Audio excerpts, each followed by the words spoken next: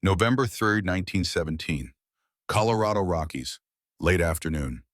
The fire crackled in the stone hearth, throwing shadows that danced across rough log walls like memories given form. Ethan Sullivan sat in his chair, the same pine chair he'd built 40 years ago when his hands were steadier and his back didn't complain with every movement. 63 years weighed heavy on shoulders that had carried beaver traps through waist-deep snow, dragged fallen trees for firewood, and held dying men on battlefields that felt like yesterday and forever ago all at once. Outside, the first winter wind of the season howled through the pines. The sound was familiar as his own heartbeat. Inside, his grandson James was packing a canvas rucksack for war. The Great War, they were calling it. Like giving it a grand name would make the dying more noble. The boy was 18, same age Ethan had been when he'd watched different men march off to a different war. That was 50 years back during the time when the world was simpler and promises felt permanent as mountains, before he'd learned that mountains crumble too, given enough time and pressure. James folded a wool shirt, placed it carefully in the bag. His hands shook, not from cold, fear maybe, or anticipation. That strange mix of terror and excitement that comes before a man steps into the unknown and hopes he'll step back out again. "Grandpa, I need to tell you something before I leave." Ethan poured whiskey into 2 tin cups. The good stuff saved in a glass bottle for occasions that mattered. Occasions like sending your grandson to war and maybe never seeing him alive again. He handed 1 cup to James. The boy took it but didn't drink, just held it like the weight of it might steady his hands. "It's about Sarah Miller, the girl taking her final vows next week." James jerked his head up. His eyes went wide, blue eyes like his grandmother's, like Catherine's had been. "How did you know?" "Boy, I lived alone in these mountains for 15 years before I touched a woman. 15 years watching other men stumble out of saloons with girls giggling on their arms, while I went home to an empty cabin and a promise to a dead woman. You think I don't recognize that look, that starving look a man gets when he wants something so bad it's eating him from the inside?" The wind rattled the shutters. A log shifted in the fire, sending sparks up the chimney like tiny souls ascending. James set down his cup on the rough table. His hand left a ring of condensation on wood worn smooth by 40 years of meals and conversations and the simple act of living. "She's taking vows to God. Who am I to stop her? What right do I have to ask her to choose me over her calling?" Ethan leaned back. The chair creaked. It always creaked in the same spot of familiar complaint. 40 years of memories pressed against his ribs like stones in a cairn. Heavy, permanent. The kind of weight you carry because putting it down would mean forgetting, and forgetting would mean they died for nothing. Let me tell you about December 1886, coldest winter in 20 years. They called it the Great Die-Up later when half the cattle in Wyoming froze where they stood and ranchers went broke counting frozen carcasses. I was 32 years old, still a virgin, still keeping my promise to my mother who'd been dead 15 years. Then one night, middle of the worst blizzard, I ever saw, someone pounded on my door. James sat down on the bed, the same bed where Sarah had been born 30 years ago, where Catherine had died 6 months back, the bed that had seen beginnings and endings and everything between. Outside, an elk bugled somewhere in the darkness, mating call or warning cry. Hard to tell sometimes. I opened that door expecting a drunk cowboy needing shelter or a wounded animal driven down by the storm. Instead, I found a woman collapsed in 5 feet of snow. She was wearing a black habit frozen solid as iron, hair that caught lamplight like diamonds, crucifix around her neck catching the glow like an accusation. A nun half dead on my doorstep, and me standing there with every promise I'd ever made about to shatter like ice under a boot heel. Sister Grace. Sister Grace Morrison, 40 years old, 18 years in the convent, 18 years hiding behind vows she'd made to escape grief, same way I'd hidden behind mine to escape being my father's son. Ethan picked up the whiskey, held it to the light. Amber liquid glowed like captured fire, like hope in a bottle. She broke her vows. I broke mine. Whole town called us sinners. Church called us damned.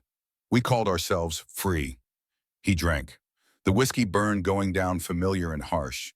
Set down the cup, looked at his grandson with eyes that had seen men die and children born and love bloom in impossible places. Eyes that had watched Catherine take her last breath and wished they could close and never open again. Had 28 years together before she died last spring. 3 children who lived, 2 who didn't. Life that was hard and beautiful and real. The kind of real that makes you bleed and laugh and wake up grateful even when your back hurts and your hands shake and you know there's more days behind than ahead. He drank again, set down the cup, the fire popped. A log shifted, sending sparks up the chimney. Keeping that promise didn't define me, boy. Breaking it did. James stared at him. The fire reflected in his eyes. Young eyes. Eyes that hadn't seen what war would show them, what love would show them, what life would take and give back in measures that never quite balanced. You want to know if you should stop Sarah from taking those vows. Want to know if loving her makes you selfish or brave. I'll tell you the whole story. Then you decide. Because the choosing, that's all we get in this life. The consequences, those come whether we want them or not. Ethan poured more whiskey, settled into his chair, closed his eyes. When he spoke again, his voice carried the weight of winter wind and old grief and hard-won wisdom, earned in blood and tears and frozen dawns. This goes back to 1871. I was 17. The world was different then. Or maybe I was different. Hard to say which changes, more the world or the person living in it. December 20th, 1886. Eagle River watershed, 29 years earlier. Snow fell in thick curtains, turning the world into something unrecognizable. White on white, sky the same color as ground. The kind of weather that made a man question if he was walking forward or in circles, or if there was any difference when everywhere looked like nowhere. Ethan Sullivan crouched beside his trap line, checking the last set before the big storm hit. The steel jaws held nothing but frozen pine needles and disappointment. Story of his life lately, setting traps for prey that had better sense than to step in. 32 years old, 6 feet of lean muscle and scar tissue, hands that could snap a rabbit's neck clean or play a fiddle, though he hadn't touched a fiddle since his mother died. Hadn't wanted to make music when the only person who'd ever asked him to play was underground. Beard grown wild because there was nobody to trim it for, nobody to care what he looked like, nobody to see him except ravens and the occasional lost prospector. The trap was empty. 5 days checking 250 traps scattered across 40 miles of mountain territory, and he had caught exactly 12 beaver, 4 marten, and a fox with a torn pelt worth maybe 50 cents at the trading post. Winter was coming hard and his bank account was a joke. $47 saved from 2 years of trapping. $47 between him and starving. He reset the trap. His breath froze in the air like ghost words. The words he never said. The conversations he never had. All that silence freezing solid and falling to the ground to be buried under snow. The temperature was dropping fast, maybe 10 degrees in the last hour. His hands ached despite the wool gloves, fingers going numb. He flexed them, felt the joints protest. This high up 9,200 feet above sea level winter didn't come gentle. It arrived like judgment, sudden and absolute. By morning there'd be 4 feet of new snow and wind that could strip flesh from bone. The kind of cold that killed cattle where they stood and froze men solid in their saddles.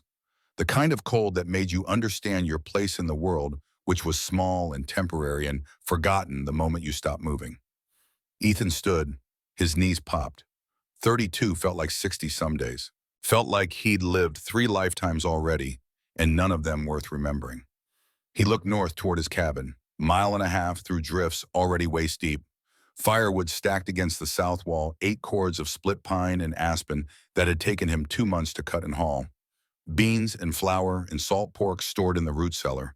200 pounds of dried venison hanging from the rafters wrapped in cheesecloth to keep the mice out. Enough to survive until March if he was careful. If the cabin didn't burn down. If he didn't break a leg and freeze before someone found him in spring. Enough to survive alone. Always alone. He started walking. Behind him, the trap waited for something that might never come.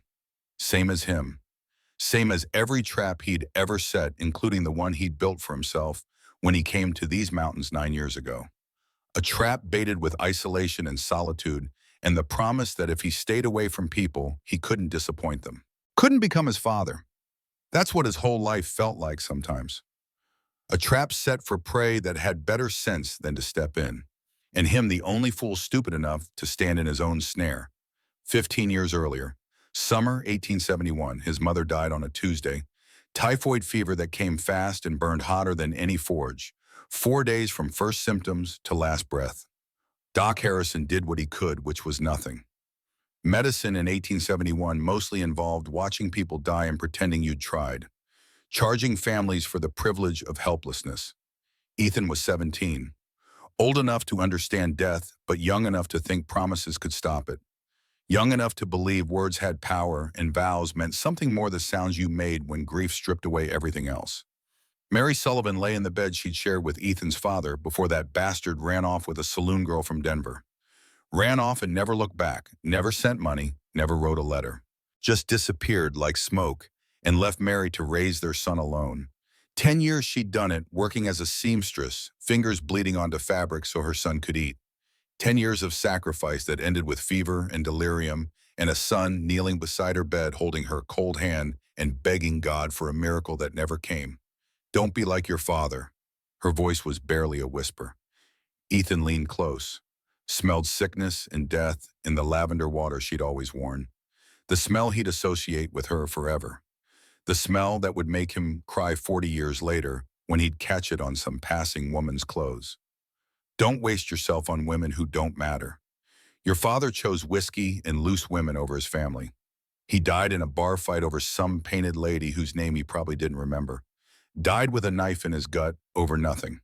Don't be Sean Sullivan. Wait for a woman who makes you want to be better, not less. Wait for one who's worth the waiting. Ma, please save your strength. Doc says you need to rest. Doc's a fool. She coughed. Blood flecked her lips. Promise me, Ethan. Promise me you won't throw yourself away on the first pretty face that smiles at you. Promise me you'll wait for one who makes you want to build something instead of destroy it. Her fingers tightened on his, stronger than they should be, like death was squeezing through her grip, like she was trying to hold on to this last thing, this last promise, this last chance to save her son from becoming his father. Promise me. He was 17. She was dying. The only person who had ever loved him was asking him for the only thing she'd ever asked. What was he supposed to say? How do you tell a dying woman no? I promise, Ma. I promise I'll wait. I'll find someone worth it. I swear. She smiled. First smile in 4 days. Good boy. Good boy, Ethan. You're going to be fine. You're going to be better than him. Better than me. You're going to build something that lasts. She closed her eyes. 6 hours later, she was gone. They buried her on Thursday. Ethan was alone by Friday, 17 years old with $47 to his name and a promise that would define the next 15 years of his life. Ethan kept that promise for 15 years. 15 years of watching other men stumble drunk from the Lucky Strike saloon with girl giggling on their arms. 15 years of lying awake in whatever bunk room or boarding house he could afford, listening to headboards bang against walls and wondering what he was missing. Wondering if honor was just another word for coward. Wondering if his mother would be proud or just watch that her son had turned loneliness into a religion. He worked ranches for 5 years after she died. Good money, hard work bunkhouse full of men who made crude jokes about the virgin cowboy who wouldn't visit the cat house on payday. They thought it was funny, called him Saint Ethan, called him Mary, called him worse things when they were drunk enough. He took it because what else could he do? Break his promise over pride, but it wore on him. Ground him down like water on stone. By 1870, he couldn't take it anymore. The jokes, the questions, the looks, the constant reminder that he was different in a way that made him less. So he came to the mountains, became a trapper, built a cabin 12 feet by 16 feet at 9,200 feet elevation, so high and remote that temptation couldn't reach him, so isolated that he could go weeks without seeing another human face. Spent his days setting traps and his nights alone with ghosts. His mother's ghost, his father's ghost. The ghost of the man he might have been if he'd made different choices. The mountain men who worked the high country called him the waiting man, said it with respect mostly. Some meant it as mockery. Didn't matter. The name stuck. Stuck like everything else. Like the cold. Like the loneliness. Like the promise he'd made to a dead woman and couldn't break even when keeping it was killing him inch by inch. He went down to Silverton twice a year to sell furs. May and September, when the trails were passable and the merchants were buying. 2 days in town, then back to the mountains before someone offered him something he might be stupid enough to take. Before some girl smiled at him and he forgot why he was waiting in the first place. Fall 1884. Silverton. 2 years before the Nun. Ethan sold his furs for $320. Good season. The beaver had been plentiful, the pelts thick and glossy. The merchants paid cash, counted it out in his hand like they were doing him a favor. He bought supplies with most of it. Flour beans, coffee, ammunition for his Winchester, salt, sugar, needles and thread, tobacco for his pipe, all the things a man needed to survive alone in country that didn't care if he lived or died. He should have left town that afternoon, should have loaded his mule and ridden back up the mountain to his cabin and his solitude and the promise that kept him company on cold nights. Instead, he walked into the Lucky Strike saloon for one drink. Just one, to celebrate a good season, to taste whiskey and hear voices that weren't his own echoing in an empty cabin. One drink became six. The whiskey burned away 15 years of loneliness and replaced it with something dangerous. Something hungry, something that had been locked away so long it came out snarling. There was a girl working the room. They called her Lily, maybe 25 years old, maybe older. Hard to tell with the paint and the dim light. Red dress cut low enough to make promises. Smile that said she'd made those promises before and knew how to keep them. She sat next to him at the bar. Her perfume smelled like roses and desperation and every mistake he'd ever wanted to make. You're the one they call the waiting man. Her voice was softer than he expected, almost kind, like maybe she understood what it was to be alone in a room full of people. That's what they say. What are you waiting for, honey?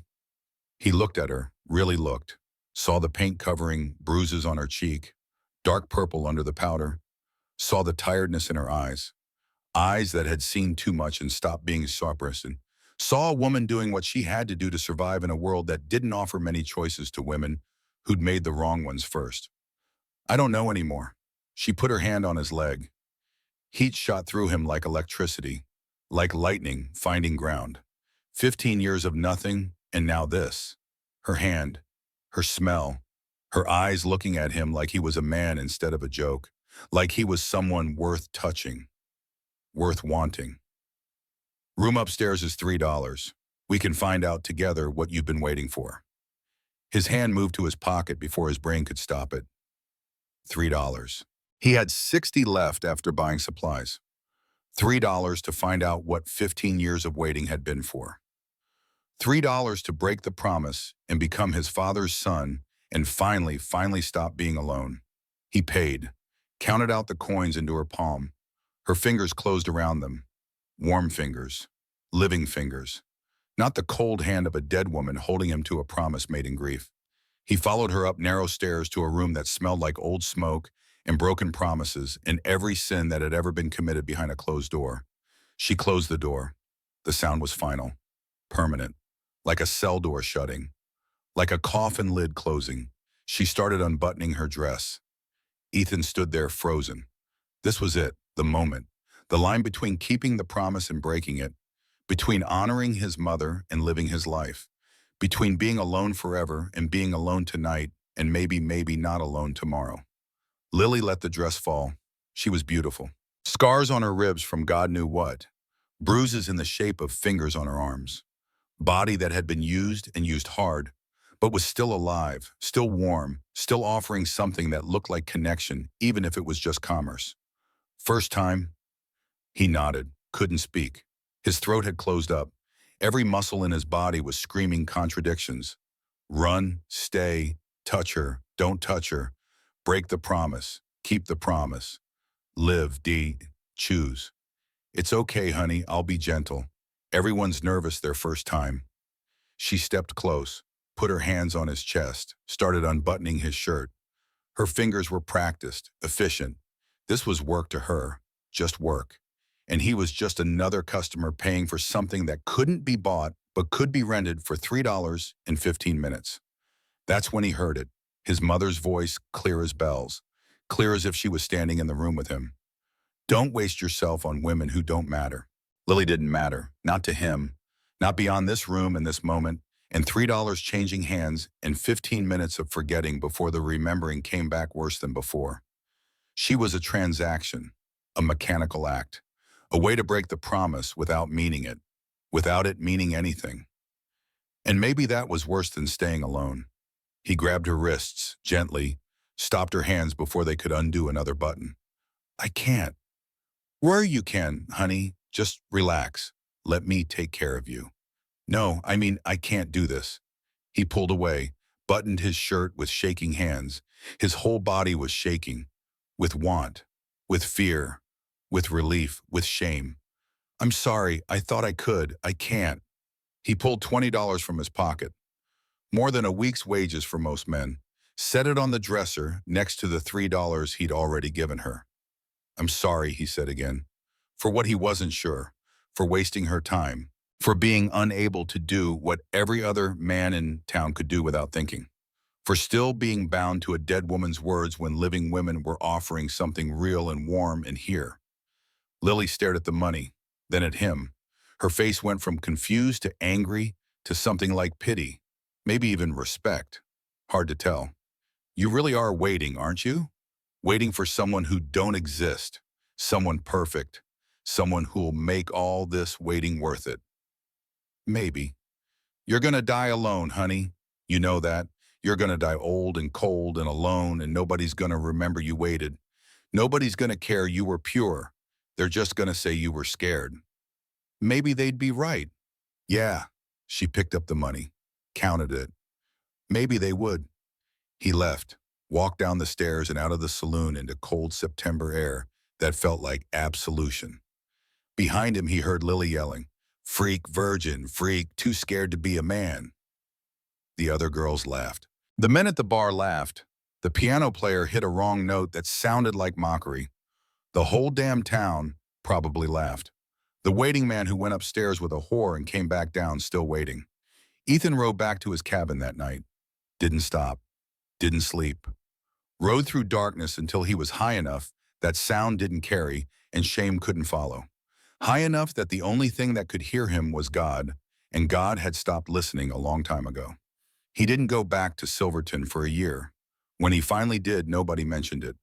But everybody knew. The looks told him, the whispers told him, the way men moved away from him like failure was contagious told him. The waiting man, the virgin trapper, the fool who couldn't do what nature intended because he'd promised a dead woman he'd wait for something that didn't exist. 2 years later, on a December night when the temperature dropped to 30 below and snow fell like God's own curtain, a different woman would knock on his door. And this time, he wouldn't walk away. But first, she had her own breaking to do.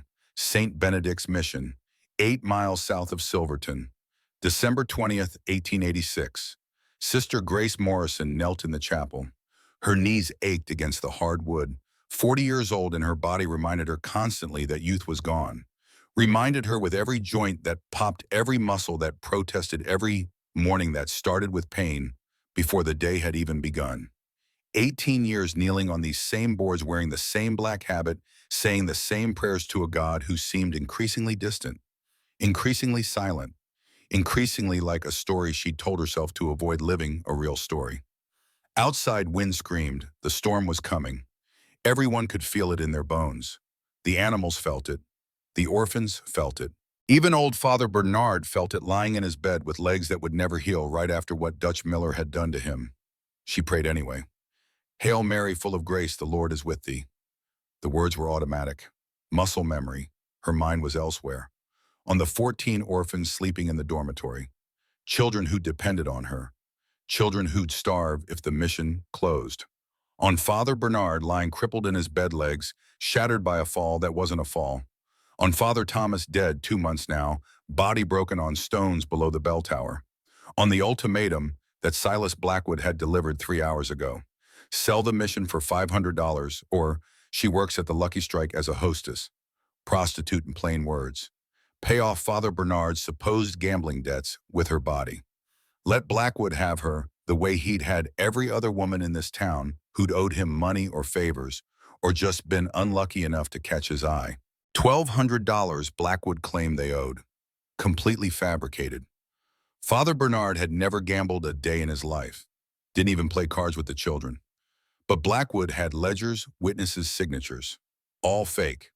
All convincing enough to fool a corrupt sheriff and a territorial judge whose clerk was on Blackwood's payroll. Deadline was Christmas Day, 5 days from now. 5 days to choose between her soul and the children's lives. Blessed art thou amongst women, and blessed is the fruit of thy womb, Jesus. Her voice cracked. The crucifix on the wall stared down at her, Christ's agony frozen in brass and wood. She'd spent 18 years contemplating that suffering, 18 years trying to make sense of pain, trying to understand how a good God could allow bad things, how love and loss could coexist, how faith could survive when everything you believed in turned to ash. Nothing made sense anymore. Maybe it never had. She'd become a nun at 22. Not from calling, from grief. Her fiancé, Robert Hayes, had died in a mine collapse in 1868, 18 years ago now. 18 years, and she could still hear the sound of the rocks falling, still hear the screaming, still feel the way her hands bled when she dug trying to reach him. Dug until they'd pulled her away screaming. Dug until there was nothing left to dig for because Robert was already gone, had been gone for hours, had died in darkness calling her name while she'd been above ground in sunlight not knowing he was dying. Slow suffocation under tons of rock, while Catherine Morrison, not yet Sister Grace, dug with bare hands until they bled. Dug with 100 other people. Dug for 3 days straight. They had pulled his body out on the 4th day. By then she was hollow, scooped out. Nothing inside but echoes and guilt and grief so heavy it crushed her flat. 6 months later, she entered the convent, took the name Sister Grace, took vows of poverty, chastity, and obedience, became a bride of Christ because being a widow to Robert was too painful, because the world outside hurt too much, because hiding behind walls and prayers and rituals felt safer than living in a place where people died for no reason, and love meant loss, and everything beautiful turned to rot. 18 years of hiding from life behind sacred promises.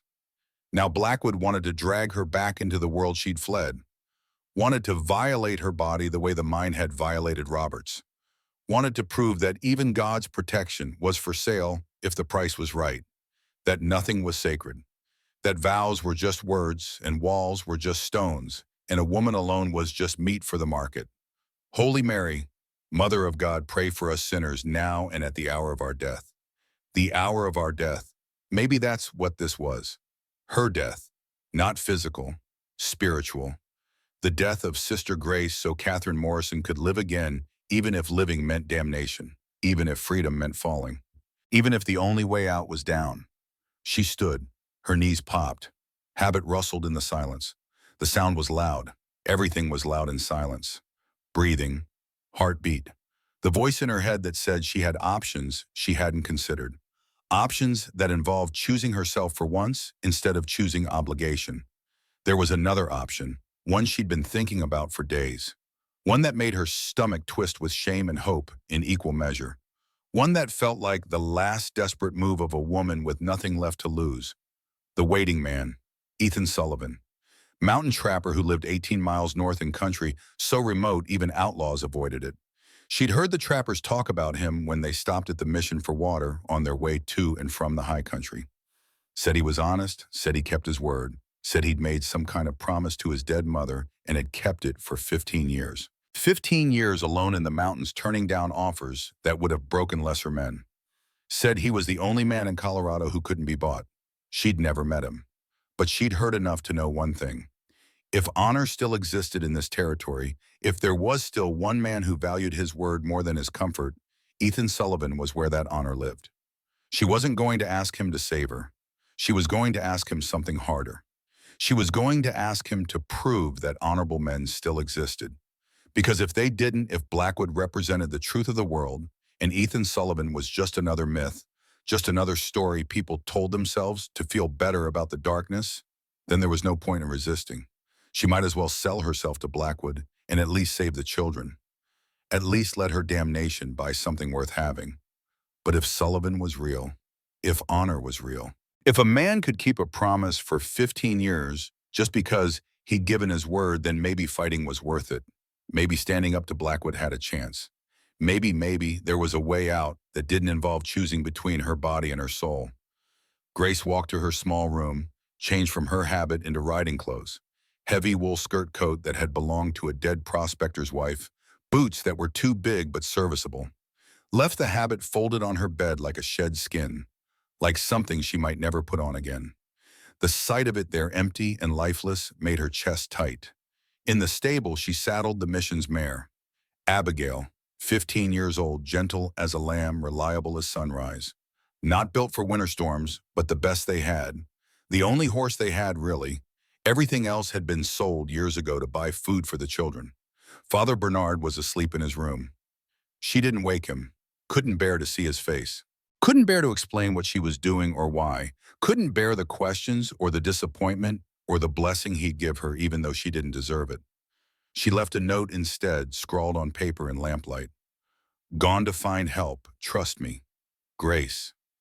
She rode out at 2 in the afternoon. The snow was already falling. Light at first, gentle, beautiful even. Like the world was being covered in grace, forgiven for all its sins under a blanket of white. By 3:30, the storm hit in earnest, and grace turned to judgment. Eagle River watershed, December 23rd, 1886. Early evening. The blizzard was biblical. The kind of storm old men would talk about for decades. The kind that changed the landscape, killed livestock by the thousands, and made people understand exactly how small they were in the face of nature's indifference. Wind screaming at 60 miles an hour. Snow falling so thick that Ethan couldn't see 10 feet. Visibility zero. Direction meaningless.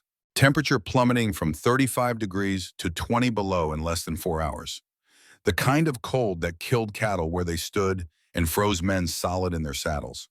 The kind of cold that turned moisture in your lungs to ice and made every breath a battle. Ethan was in his cabin, safe, prepared. Fire roaring in the hearth. Coffee on the stove, strong enough to wake the dead. Venison stew bubbling in a pot, filling the small space with the smell of meat and onions and the comfort of a full belly. He was prepared, had been through worse storms. This high-up blizzards were just another kind of silence, just another test to see if you were strong enough to survive. He sat in his chair, carving a piece of pine into something that might become a spoon if he didn't mess it up. The knife moved smooth, wood curled away in thin strips that fell to the floor like snow. Outside, the world tried to murder itself, and inside he made spoons nobody would ever use because making things kept his hands busy and his mind from wandering to places that hurt. This was his life. Survival and solitude. Making things for the sake of making them because the alternative was sitting still long enough to think about everything he wasn't, everything he'd never be, every choice he'd made that had led him here alone in a cabin at the edge of the world, carving spoons for ghosts. 9 o'clock. He banked the fire, laid out his bedroll on the floor. The bed was for guests. He'd never had a guest, probably never would. But the bed stayed made anyway, just in case what he couldn't say. Tomorrow he'd check the near traps if the storm let up. If it didn't, he had 4 days of food and a quart of firewood inside. Could wait it out. Had waited out worse. He was pulling off his boots when he heard it. Pounding, weak, barely audible over the wind. Could be nothing. Could be a branch hitting the wall. Could be his imagination creating company out of loneliness. The pounding came again. Definitely the door. Definitely human. Definitely desperate. He grabbed his rifle. Winchester loaded, always loaded. Could be a mountain lion driven down by the storm. Could be a deer gone mad with fear. Could be a man fleeing something worse than cold. In this country, you never knew. Better to have the rifle and not need it than need it and be dead. Ethan threw the bolt, opened the door a crack. Wind blasted snow into his face. Stinging, blinding, cold beyond cold. There was a woman collapsed in his doorway. She was covered in ice. Black fabric frozen solid as armor. Hair matted with snow turned to ice. Face blue lips, purple, eyes closed. Not moving. Maybe dead already. Maybe he was too late. Around her neck, a crucifix caught lamplight. Silver gleaming against frozen black. A nun. A nun had ridden into a blizzard and found his cabin and collapsed at his door like God's own test. Jesus Christ, she's a nun. He grabbed her under the arms, dragged her inside. She was light, too light, like the cold had hollowed her out. He kicked the door shut. The wind howled its protest, angry at being denied a victim. She was barely breathing. Core body temperature had to be around 90 degrees, maybe lower. She'd been outside for hours, miles in a blizzard, should be dead already. That she wasn't was a miracle or just stubborn biology refusing to quit. Ethan had seen hypothermia before, knew the stages, shivering, confusion, loss of coordination, then the shivering stopped. When it stopped, that meant the body had given up, had decided freezing to death was easier than fighting. She was past shivering. That was bad, very bad. Body giving up on warming itself, maybe an hour from death, maybe less, maybe already too far gone to save. He carried her to the bed, laid her down, started stripping off the frozen habit with shaking hands.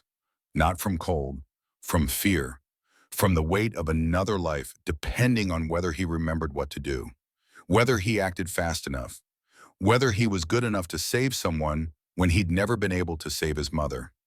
First time touching a woman in 15 years, and she was unconscious and dying, and he was trying to save her life instead of take her virtue. The irony wasn't lost on him.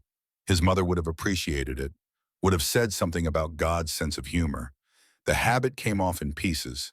Underneath, she wore a simple shift, wool soaked through, frozen in places. That came off too.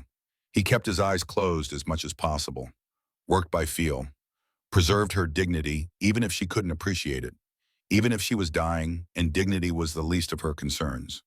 Some things mattered. Some lines shouldn't be crossed, even when crossing them would be easier.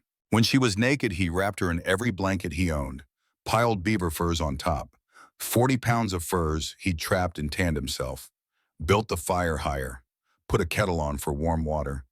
The cabin filled with heat and light and the smell of wet fur and the faint scent of lavender from her skin. Her fingers and toes were white and hard, frostbite, nose and ears too. He'd seen trappers lose digits to cold. Seen one lose his whole foot, had to cut it off himself when it went black. You had to warm the tissue slowly. Too fast caused shock, caused the heart to seize, killed them just as sure as freezing, but faster and more painful. He filled a bowl with water. Not hot, just warm. 95 degrees maybe. Tested it with his elbow like his mother had taught him when he was young, and she'd nurse him through fevers. Placed the nun's hands in it. Did the same with her feet. The water turned pink with blood. Circulation returning. Good. That was good. Meant the tissue might live. Might not turn black and fall off. She moaned. First sound she'd made. Her eyelids fluttered but didn't open. Lost in fever dreams or hypothermia hallucinations. Seeing things that weren't there. Being somewhere else. Somewhere warmer. Somewhere before everything went wrong. Ethan made willow bark tea. Aspirin substitute. The bark was bitter but effective for pain and fever. Forced a few drops between her blue lips. Most of it ran down her chin, but some went in. Her throat worked. Swallowing. Another good sign. Body still fighting even if the mind had checked out. Midnight, 1 a.m., 2. He sat beside the bed monitoring her breathing, adding wood to the fire every 20 minutes, changing the water when it cooled, keeping it at that perfect temperature that encouraged healing without shocking the system. Watching for signs she might wake up or signs she might die. Sometimes they looked the same. At 3 in the morning, she grabbed his hand, her eyes opened, unfocused, fevered, pupils blown wide. She was delirious from hypothermia rebound, body trying to warm itself too fast, flooding the brain with confused signals, past and present mixing, reality and memory bleeding together. Robert. Her voice was a broken whisper, raw, like she'd been screaming. Maybe she had out there in the storm calling for help that never came. Robert, I'm sorry, I couldn't save you. The mine collapsed and I couldn't dig fast enough. I tried. God, I tried. Ethan froze. Who was Robert's husband? Brother, someone she'd loved and lost. Someone whose ghost still haunted her 18 years in a convent later. I tried. God, I tried. My hands bled, but I kept digging. 3 days. They said stop. Said he was already dead, but I kept digging. kept hoping, kept believing you might still be alive down there waiting for me. Tears ran down her face. She was somewhere else, somewhere 18 years ago, digging in darkness for a man who was already gone, digging for a ghost, digging for hope, digging because stopping meant accepting and accepting meant the pain was real. I lied, Robert. I said I became a nun for God, but it was cowardice. I was scared to love again, scared to lose again. Easier to be Sister Grace than Catherine who loved you, Catherine who failed you, Catherine who wasn't there when you died screaming my name. Catherine, her real name, the name she'd buried along with Robert, the name she'd hidden behind vows and habits and prayers to a God she wasn't sure existed anymore. Came to find the waiting man, heard he keeps promises to dead people, wanted to see if promises to the dead are worth more than life, wanted to know if honor is real or just another lie we tell ourselves to make the pain bearable. Her grip on his hand loosened. She slipped back into unconsciousness, fever breaking or getting worse. Hard to tell which. Ethan sat there in the firelight, holding the hand of a woman he didn't know, understanding more than he wanted to. Understanding everything, really. She hadn't become a nun from faith. She'd become one from fear. Same way he'd become a mountain man from fear. Same way they'd both been hiding for years from the thing they were most terrified of. Living, actually living instead of just surviving. Opening themselves up to dope, which meant opening themselves up to loss. Choosing connection, which meant choosing vulnerability. Being brave enough to let someone matter, which meant being brave enough to hurt when they were gone. He looked at her face, peaceful now that the fever dreams had passed. She was beautiful in a worn way. 40 years of life written in lines around her eyes, hair dark with streaks of gray, body that had worked hard and suffered and survived. Not the beauty of youth, the beauty of endurance, of still standing when everything said to fall down. She'd ridden miles into a blizzard to find him, not for rescue, for proof that keeping promises to the dead had meaning. That honor existed somewhere in a world run by men like Silas Blackwood, who bought and sold everything, including human souls. That somewhere, somehow, there was still one person who valued truth over comfort and promises over pleasure. She was testing him, testing whether the stories were true, whether the waiting man was real or just another myth, whether hope was justified or just another cruel joke. The question was whether he'd pass, whether he was strong enough to be what she needed him to be, whether 15 years of waiting had made him into something worthy or just made him a fool who'd wasted his life on a dead woman's words. Dawn came gray and cold. The storm had lessened to steady snowfall, wind down to 20 miles an hour, temperature still 30 below but not dropping anymore. The worst had passed, for now.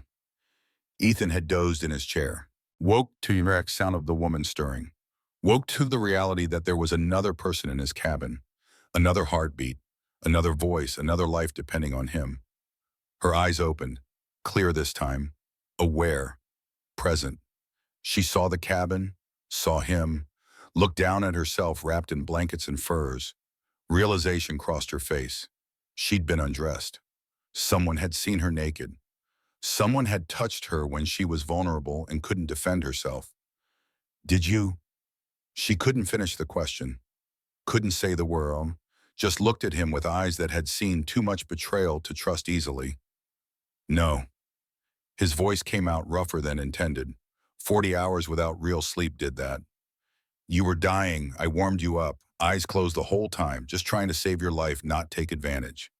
She studied his face, looking for lies, for the subtle tells men made when they were hiding something.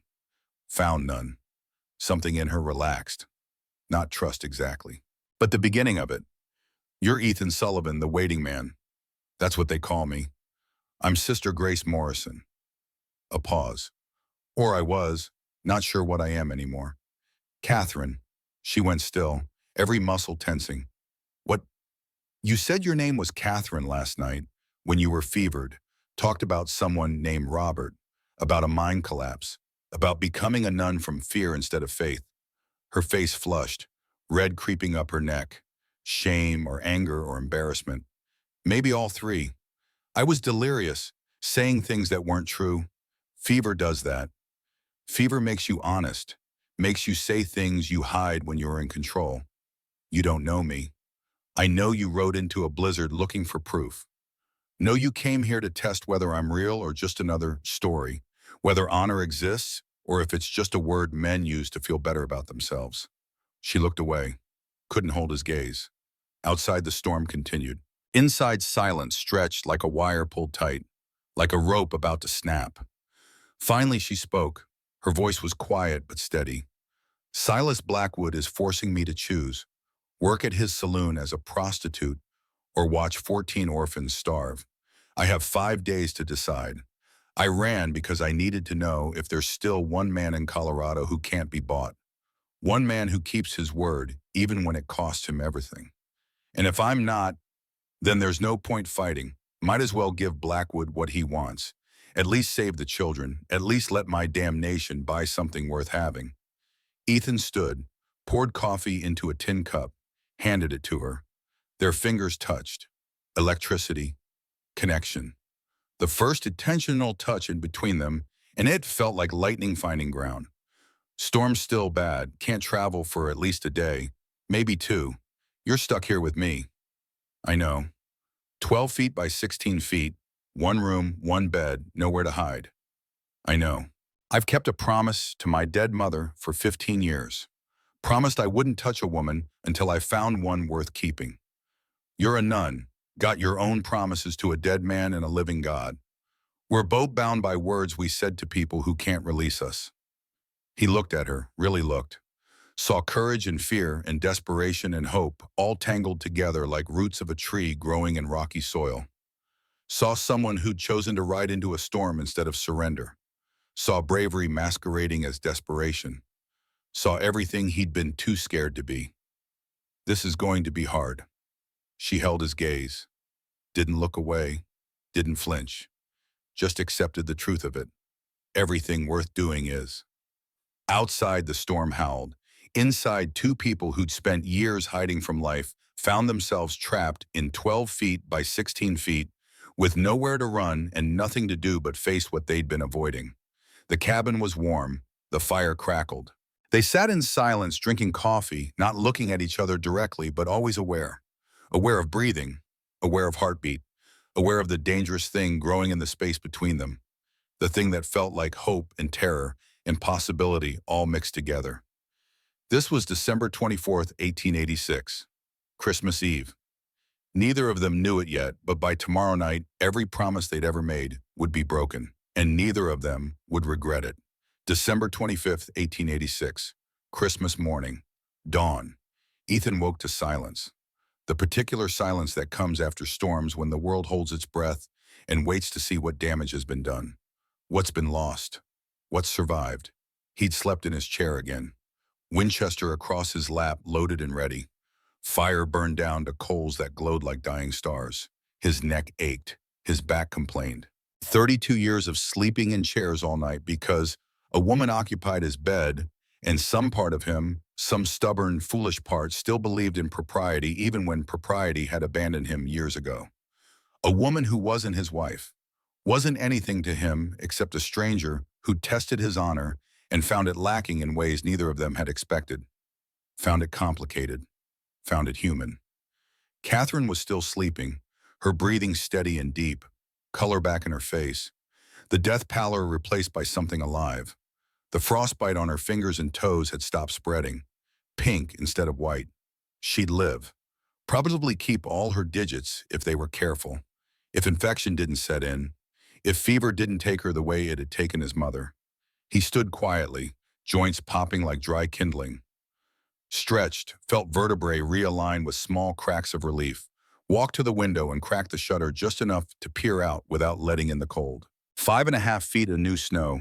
Drifts 8 to 10 feet where the wind had sculpted them into frozen waves.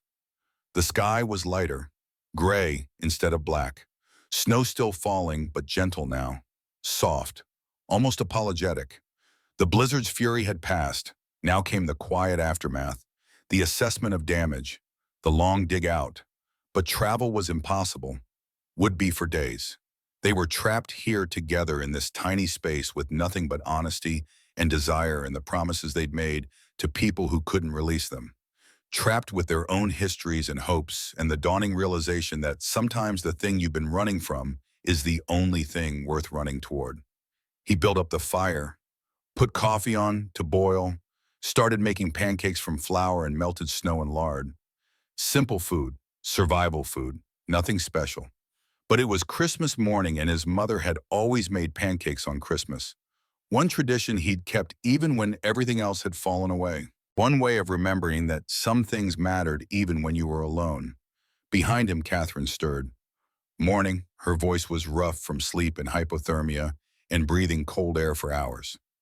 He didn't turn around, kept his eyes on the griddle, kept his hands busy. Easier than looking at her and remembering how she'd looked wrapped in furs, how her skin had felt under his hands when he'd checked her pulse, how she'd smelled like lavender, even half frozen. Storms let up some, still can't travel, maybe another day, maybe two. I figured. He heard her sitting up, heard the rustle of blankets, tried very hard not to imagine what she looked like in him when wearing his spare shirt and nothing else. Tried and failed. 15 years of celibacy had not prepared him for this kind of torture, for wanting something he couldn't have, for being this close to breaking a promise he'd kept through sheer stubborn will. He flipped the pancakes. They were terrible. Too much lard, not enough salt. Edges burned, centers still raw. He'd forgotten how to cook for anyone but himself, and himself didn't care much about flavor, about making things good instead of just edible. Food's ready. She came to the table. He finally looked at her, regretted it immediately. She'd put on the wool pants he'd left folded on the chair. His shirt hung loose on her frame collar open, showing the hollow of her throat. Her hair was down uncombed, streaked with gray and black like a badger's pelt. No makeup, no artifice. Just a woman who'd survived a blizzard and was trying to survive the morning after. She was beautiful in a way that made his chest ache. Not the beauty of youth, the beauty of survival, of having lived hard and still standing, of scars earned and worn with dignity. They ate in silence. The pancakes were terrible, but she ate every bite, drank her coffee black, stared at the rough wood table like it held secrets, like she could divine the future in the grain. Finally, she spoke. I'm sorry about last night. Nothing to be sorry for. I put you in an impossible position. You're honoring your promise. I should honor mine. Should go back. Should accept what's coming. Should stop running. Your promise was made under duress. Mine was freely given. She looked up. Her eyes were the color of creek water in shadow. Gray and brown and green all mixed together. Old eyes, tired eyes, eyes that had cried too many tears and stopped expecting relief.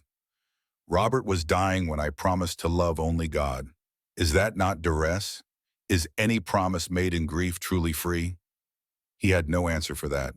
No wisdom, no comfort. Just silence and the sound of wind outside and the fire crackling and his own heartbeat too loud in his ears. The silence stretched. Outside a raven called, the harsh call cutting through the morning like a knife. Inside the fire crackled, and two people who'd been strangers 48 hours ago sat across a table that was barely 2 feet wide and felt like miles. Miles and miles of distance that couldn't be crossed without consequences neither of them could predict. 10 o'clock. Ethan was cleaning dishes when he heard it. The sound every isolated man dreads. Horses, multiple riders, coming from the south through deep snow, coming with purpose. He grabbed his Winchester, moved to the window, cracked the shutter just enough to see out without being seen. 7 horses, no 8, coming up the trail toward his cabin, moving slow through the deep snow but coming steady, determined, not turning back. He recognized the lead rider immediately. Sheriff William Briggs, Silverton's Law, bought and paid for by Silas Blackwood. $40 a month to look the other way, to close investigations before they started, to arrest the people Blackwood wanted arrested and free the people Blackwood wanted free. Behind him, 2 deputies Ethan didn't know by name. Young men, stupid men. The kind who thought wearing a badge made them brave instead of just making them targets. Catherine, she heard the tone in his voice. The urgency, the fear, stood immediately, cup still in hand. Who is it? Sheriff. Get in the root cellar, now. Where? He kicked aside the bearskin rug underneath a trap door, 4 feet by 6 feet, old wood weathered gray. He pulled it open. Darkness below, the smell of earth and potatoes and cold storage. Down, quiet. Don't make a sound no matter what you hear, no matter what he says, no matter what happens. She looked at the hole, at him. Understanding crossed her face like a shadow. If the sheriff found her here with him, everything would be over before it started. Her reputation destroyed, his credibility gone. Blackwood would win without lifting a finger. She climbed down the ladder, 6 feet to the cellar floor. The space was maybe 6 feet by 5 feet tall. Cold, dark, smelled like earth and root vegetables in the accumulated dampness of 3 winters. Storage for potatoes and carrots and onions. A place to keep things fresh through the winter. A place to hide evidence. A place to preserve what mattered. Ethan closed the trap door, kicked the rug back over it, sat on top of it in his chair, positioned the rifle across his knees. Casual. Not threatening. Just a man alone in his cabin on Christmas morning. The pounding on his door came 30 seconds later. Hard. Official. The kind of knock that said, "Open up or we're coming in anyway." He waited. Let them knock 3 times. Let them wonder if he was home. Let them get cold and impatient. Then he stood Winchester in hand but pointed down and opened the door 6 inches. Just enough to talk. Not enough to invite entry. Sheriff. William Briggs was 50 years old and looked older. Hard living and harder choices had worn him down to nothing but meanness and compromise. Worn him down to a man who'd sold his soul in installments so small he probably didn't notice until there was nothing left to sell. He had a deputy on each side, both young, both eager, both stupid enough to think wearing a badge made them brave instead of just making them complicit. Ethan, checking on folks during the storm. You all right? Fine, storm's letting up. Good, good. Briggs looked past him trying to see into the cabin, eyes searching for evidence, for proof, for anything he could use. You alone up here? Who else would be here? I'm 18 miles from town. Nobody comes up here by choice. None went missing from St. Benedict's Mission 3 days ago. Sister Grace Morrison. Mr. Blackwood's worried about her safety. The way Briggs said safety made it clear what Blackwood really wanted. Made it clear that concern was a mask for ownership, for control, for the belief that everything in Silverton, including the nuns, belonged to him by right of money and power. Nobody out here but me and the Raven sheriff. That's so. Briggs stepped closer. Ethan didn't move from the doorway, didn't give an inch. Mind if we look around, just being thorough? Storm like this woman could have lost her way, could be hurt somewhere, could be in your cabin right now and you didn't hear her over the wind. Ethan didn't move from the doorway. His hand tightened on the rifle. Not threatening, just present. Just a reminder that this was his property and he had rights even if Briggs worked for a man who thought rights were negotiable. Need a warrant to search a man's home, Sheriff. Even in a blizzard, even on Christmas. Constitution doesn't stop at the tree line. Just being neighborly, just making sure everyone's safe. Appreciate your concern, but I'm fine. Day's wasting and you got a long ride back. Best get started before another storm hits. Briggs's eyes narrowed. He was calculating, weighing whether pushing this was worth the trouble. Ethan was known to be handy with that rifle, known to be private, known to have shot a claim jumper in 1879, and the judge ruled it self-defense. And even Blackwood's money might not be worth getting shot over a maybe, over a suspicion, over something that might not even be there. Mr. Blackwood don't like when people go missing on his watch. He's very protective of church property. The message was clear. Blackwood owned Sister Grace the way he owned the Lucky Strike Saloon and half the claims in the territory and the sheriff standing in front of Ethan right now. She was property that had wandered off. Property that needed to be returned to its owner so he could do with it what property was for. If I see her, I'll bring her to town. You do that. Deadline's noon today. After that, well, consequences happen. Bad consequences for everyone involved, especially people who help fugitives hide from their obligations. Briggs tipped his hat, turned his horse, rode back down the trail with his deputies following. Didn't look back. Didn't need to. The threat had been delivered. The message clear. Ethan waited until they were out of sight, waited another 5 minutes, counted to 300. Then he opened the trap door. Catherine climbed out. She was shaking. Not from cold. The root cellar wasn't that cold. From rage. From hearing herself called property. From understanding exactly how little she mattered to men like Blackwood and Briggs. How little any woman mattered when money was involved. He called me church property. Like I'm a horse. Like I'm something to be owned and used and put back in the stable when he's done. Blackwood thinks he owns everything, including people, especially people who can't fight back. I heard it all. Every word. She looked at him. Really looked. Saw him as something other than a test. Saw him as a person. As someone who just risked everything to hide her, to protect her, to choose her over safety. He'll come here if I don't return by noon. Let him come. You'll die defending a woman you barely know. Maybe, or maybe I'll live defending something that matters for once in my miserable life. Better than living as a coward. Better than being safe and ashamed.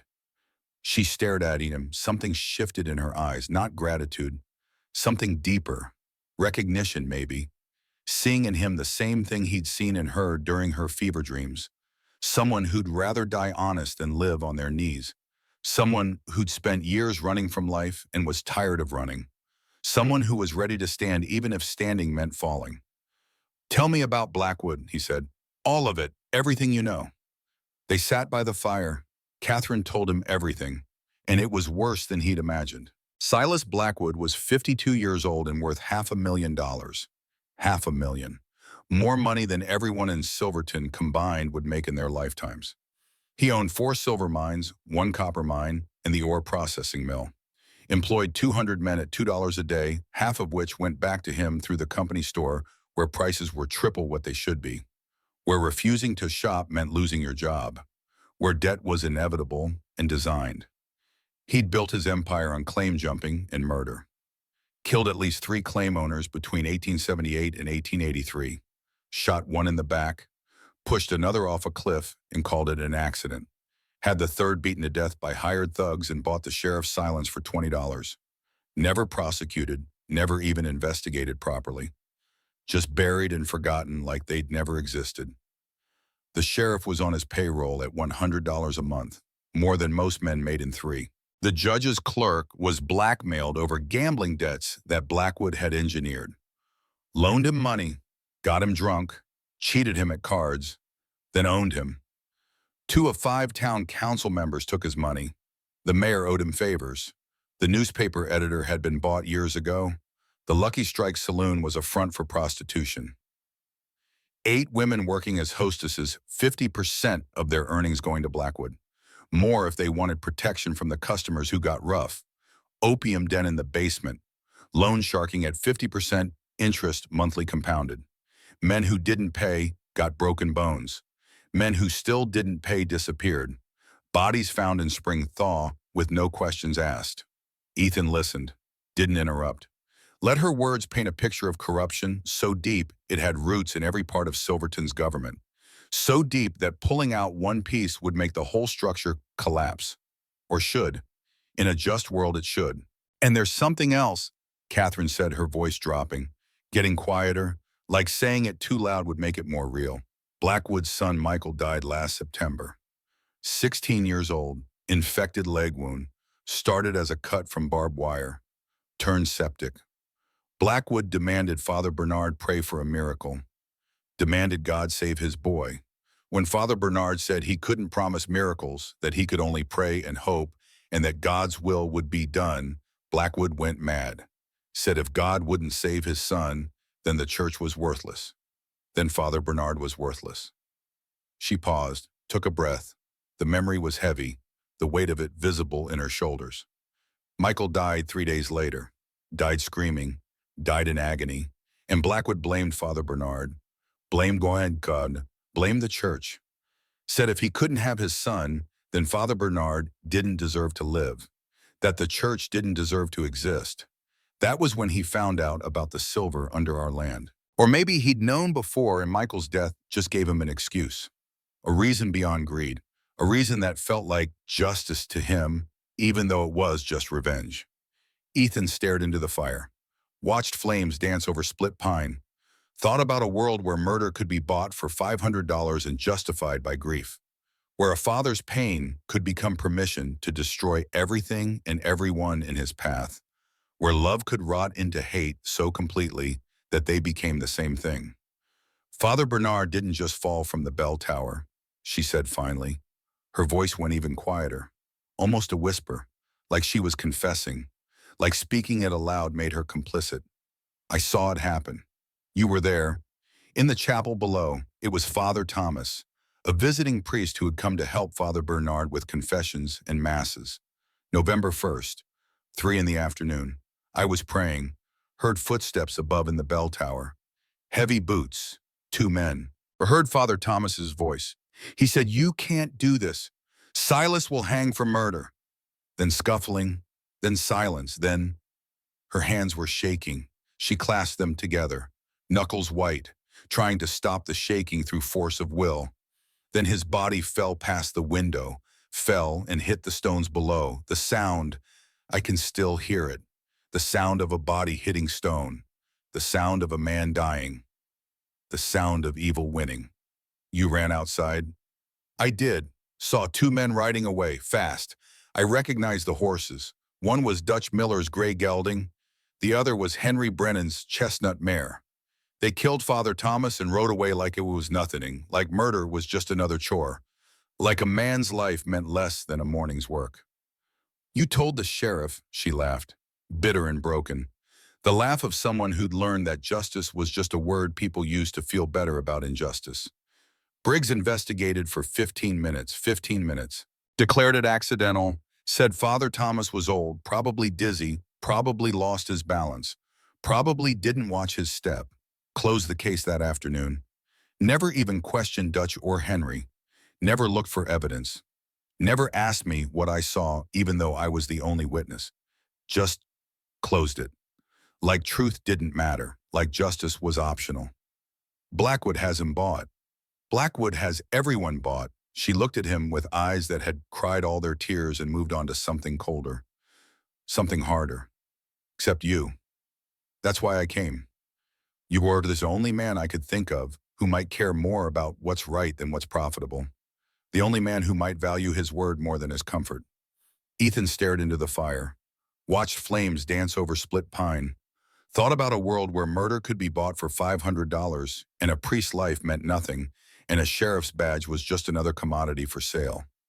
Thought about standing against that, about fighting it, about probably losing but trying anyway because the alternative was accepting it, becoming it, being complicit through silence. We expose him, he said, make him pay for Father Thomas, for threatening you, for all of it. How he owns the law. Then we go above the law, U.S. Marshal in Denver, federal jurisdiction for murder on church property. Murder of a priest, that's bigger than Silverton, bigger than Briggs, bigger than Blackwood's money, Bussy. Marshall won't come without proof, my word against Blackwood's. And my word doesn't count for much. I'm just a woman, just a nun who broke her vows and ran away, just property that wandered off. Then we get proof. We find Henry Brennan and make him talk, or Dutch Miller. Or we find evidence, something, anything. But we don't give up, don't surrender, don't let Blackwood win just because winning is hard. They spent the afternoon planning.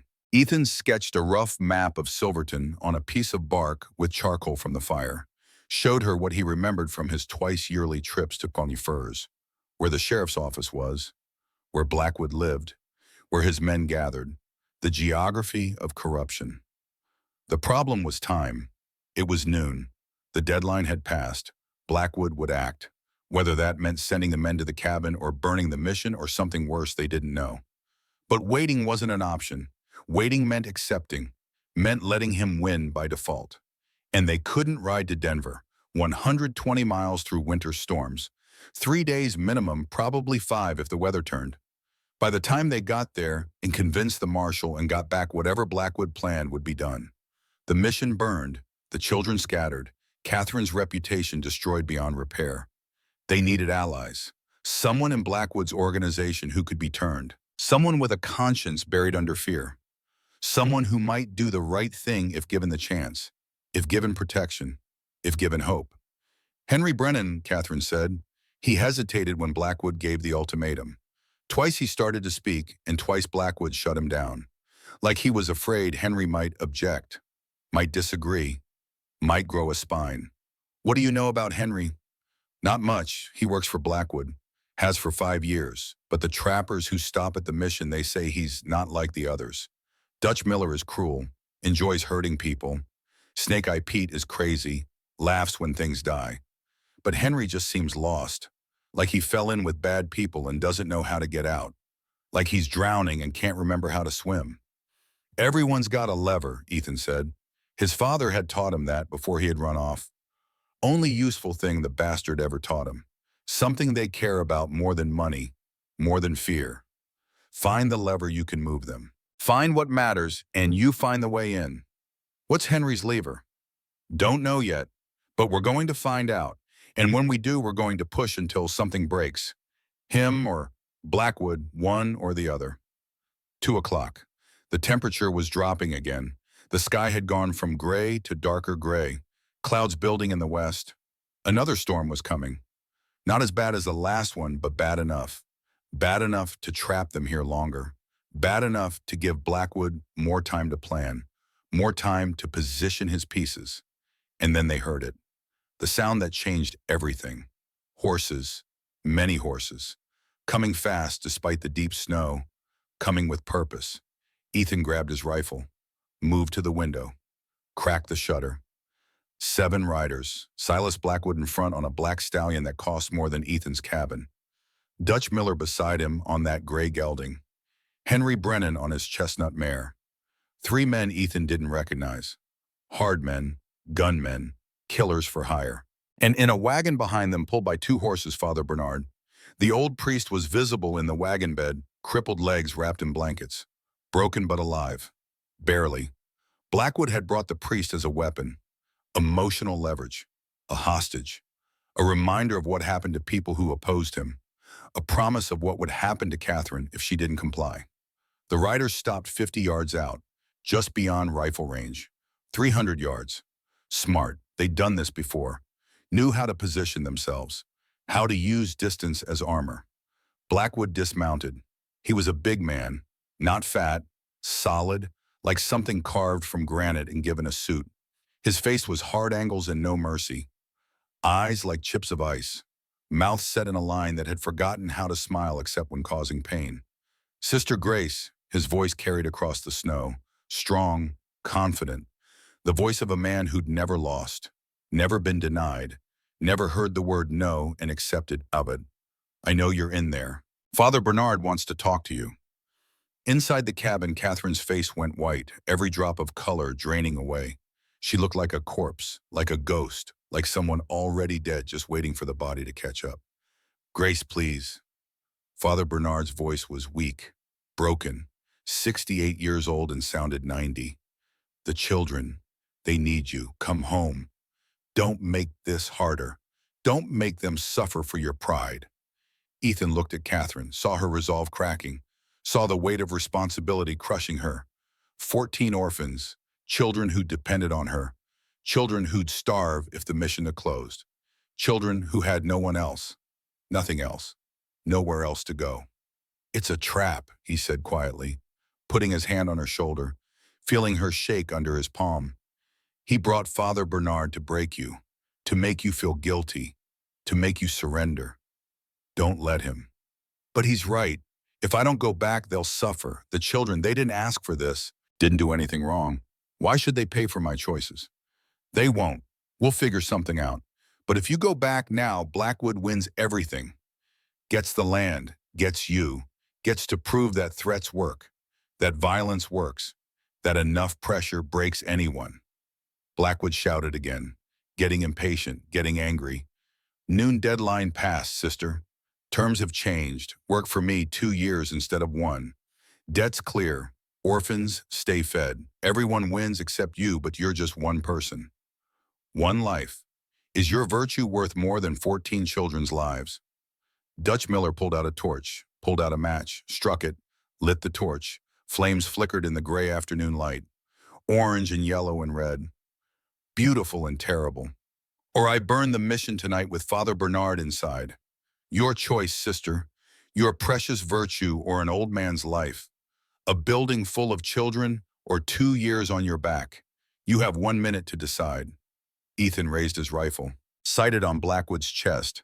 300 yards. Long shot. Difficult, but he could make it. One bullet. End this. Kill the head and maybe the body dies. Maybe. But 6 other men would open fire. Catherine would die. He'd die. And Father Bernard would still burn. The orphans would still starve. And Blackwood's empire would continue under new management. Nothing would change except 2 more graves in the spring. I'll kill you, Blackwood, Ethan shouted, letting rage carry his voice, letting Blackwood hear the threat and know it was real. Touch her and I'll hunt you to hell and back. Try it, Mountain Man. You might get 1 shot. Maybe you even hit me. But my 6 men will cut you down before you can reload. Then we take Sister Grace anyway and burn your cabin for good measure. Your choice, death or cooperation. What's it gonna be? Henry Brennan shifted in his saddle. Ethan saw it. Small movement, uncomfortable, uncertain, maybe doubt, maybe conscience, maybe the lever he needed. Boss, maybe we should, Henry started. Shut up, Henry. Blackwood didn't even look at him, didn't give him the courtesy of eye contact. Unless you want your secret about Denver told, unless you want everyone to know what kind of man you really are, what kind of father you've been. Henry went quiet, but his face showed something. Fear, shame, pain, the lever. Whatever Blackwood knew about Henry and Denver, whatever secret about fatherhood he was holding over Henry's head, that was the thing that kept him loyal. That was the chain. Mental note, Blackwood was blackmailing Henry. That meant Henry might earn on if offered something better than fear. Protection instead of threats. Hope instead of despair. Truth instead of lies. Grace stays here, Ethan said, making his choice, drawing his line. You want her, come get her. Come up this hill and try to take her. See what happens. Blackwood smiled. Not a happy smile. Not even an angry smile. A predator's smile. The smile of something that knows it's bigger and stronger and that the prey has nowhere to run. Fine, we wait. Can't stay in that cabin forever. No food, no wood. You'll freeze or starve in 3 days. Maybe 4 if you're tough. Or you walk out to piss and Dutch puts a bullet in your back. Or you both walk out begging and we take her anyway. Time's on my side, Mountain Man. Always has been. Always will be. He turned to his men. God camp. 2 men on watch at all times. Nobody goes in, nobody comes out. We wait them out. Patience wins wars. Patience and money and knowing that eventually everyone breaks. They built a fire 100 yards away. Pitched canvas tents. Dutch and one of the hired guns took first watch. The others settled in like they were on a pleasant hunting trip instead of a siege. Like waiting for people to starve was just another day's work. Father Bernard called out one more time. Voice breaking. Tears in it. Grace, I'm sorry. I tried to protect the mission. Tried to stand up to him. Failed. This is my fault. My failure. Don't suffer for my weakness. Catherine moved to the window. Ethan grabbed her arm. Gentle but firm. Don't give him the satisfaction. Don't let him see you break. He needs to know I'm all right, that I haven't abandoned him. He needs to know you're fighting, that's all. That you're still standing, still choosing resistance over surrender. That's what gives him hope, not seeing you, not words. Action. She pulled free, opened the shutter slightly. Just a crack. Father, it's not your fault. Rest, save your strength. I'm fine, we're going to fix this, her voice carried. Strong, stronger than she felt. Father Bernard nodded, seemed to relax slightly, seemed to accept that she was alive, that she was okay, that maybe there was still hope. The shutter closed. Catherine leaned against the wall.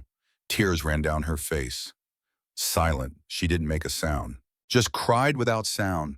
The kind of crying that comes from deep places, from grief too heavy for noise. We're trapped. We're alive, that's something. For how long? 4 days, 5, then what? We starve or surrender or try to fight and die anyway. Ethan did the math in his head. Food stores, firewood, water. Time before they had no choice but to surrender or die. 4 days, maybe 5 if we're careful, if we ration everything, if we get lucky. And then we find a way, or we die trying. Those are the only two options that matter. Night fell. Outside Blackwood's men rotated watches, kept the fire burning, made camp like they were on a pleasant hunting trip instead of a siege. Dutch told stories, laughed. The sound carried, cruel laughter. The laughter of men who enjoyed suffering, who found joy in others' pain. Inside, Ethan and Catherine sat by their own fire, eating beans and hardtack, drinking coffee, not talking much. What was there to say they were trapped, outgunned, running out of time and options? Every path forward led to suffering. The only question was who's suffering and how much. Catherine set down her tin cup. The sound was loud in the silence. I have to surrender. No. You'll die here because of me. You'll die for nothing, for someone you don't even know, for a woman who made bad choices and dragged you into consequences that aren't yours. I'd rather die free than live knowing I gave you to that monster. Rather die standing than live on my knees. This isn't your fight. He looked at her, really looked, saw courage and fear and strength all mixed together in a woman who'd ridden into a blizzard rather than accept slavery. Saw someone worth fighting for, worth dying for, worth breaking every promise he'd ever made for. It became my fight the moment you knocked on my door. The moment I opened it and saw you there frozen and desperate and braver than anyone I'd ever met. I've spent 15 years hiding from life, Catherine. Hiding up here in the mountains where nothing could touch me. Where I didn't have to feel anything or want anything or risk anything. Where being safe was the same as being dead, and I didn't know the difference. He leaned forward, held her gaze, made sure she heard him. Really heard him. I'm done hiding. Done being safe. Done keeping promises to dead people while ignoring living ones who need me. You need me. And for the first time in 15 years, I feel like I matter. Like what I do matters. Like I'm alive for a reason. Don't take that away from me. Don't rob me of the chance to be someone worth being. I'm not worth dying for. I'm just a broken woman who ran from grief 18 years ago and never stopped running. You're the bravest woman I've ever met. You rode 12 miles in a blizzard to escape slavery. That's not running from. That's running toward hope, toward help, toward the possibility that maybe someone in this world still gives a damn about honor. She was crying now, silent tears that reflected firelight, that ran down her face and dripped onto the table between them. If we're going to die tomorrow, I don't want to die having never lived. Don't want to die a virgin bride of Christ who never knew what it meant to be wanted by a man, chosen by a man, loved by someone who saw all my flaws and chose me anyway. The words hung in the air between them, an invitation, a question, a line about to be crossed. Catherine, I know what I'm asking. I know what it means. She took his hand. Her hand was small in his, calloused from work but still soft in places, still feminine despite the years. But I'm asking anyway, because tomorrow we might die. And I don't want my last regret to be that I was too scared to live when I had the chance. You'll be excommunicated, cut off from the church, from God, from everything you have known for 18 years. I've been spiritually dead for 18 years. Excommunication is just paperwork, just making official what's already true. I'll break my promise, the only promise that ever mattered to me, the only thing that made me different from my father. Then break it for the right reason. Break it because you choose life over death, because you choose connection over isolation, because you choose love over loneliness, because promises to dead people matter less than promises to yourself, to the person you want to be. He looked at her, this woman who'd walked into his life during a blizzard and turned everything upside down. This woman who made him want to be braver, better, more, who made him want to live instead of just survive, who made him feel like maybe 15 years of waiting had been for something, for her, for this moment, for the choice between keeping a promise and keeping his humanity. His mother's words came back. Wait for a woman who makes you want to be better, not less.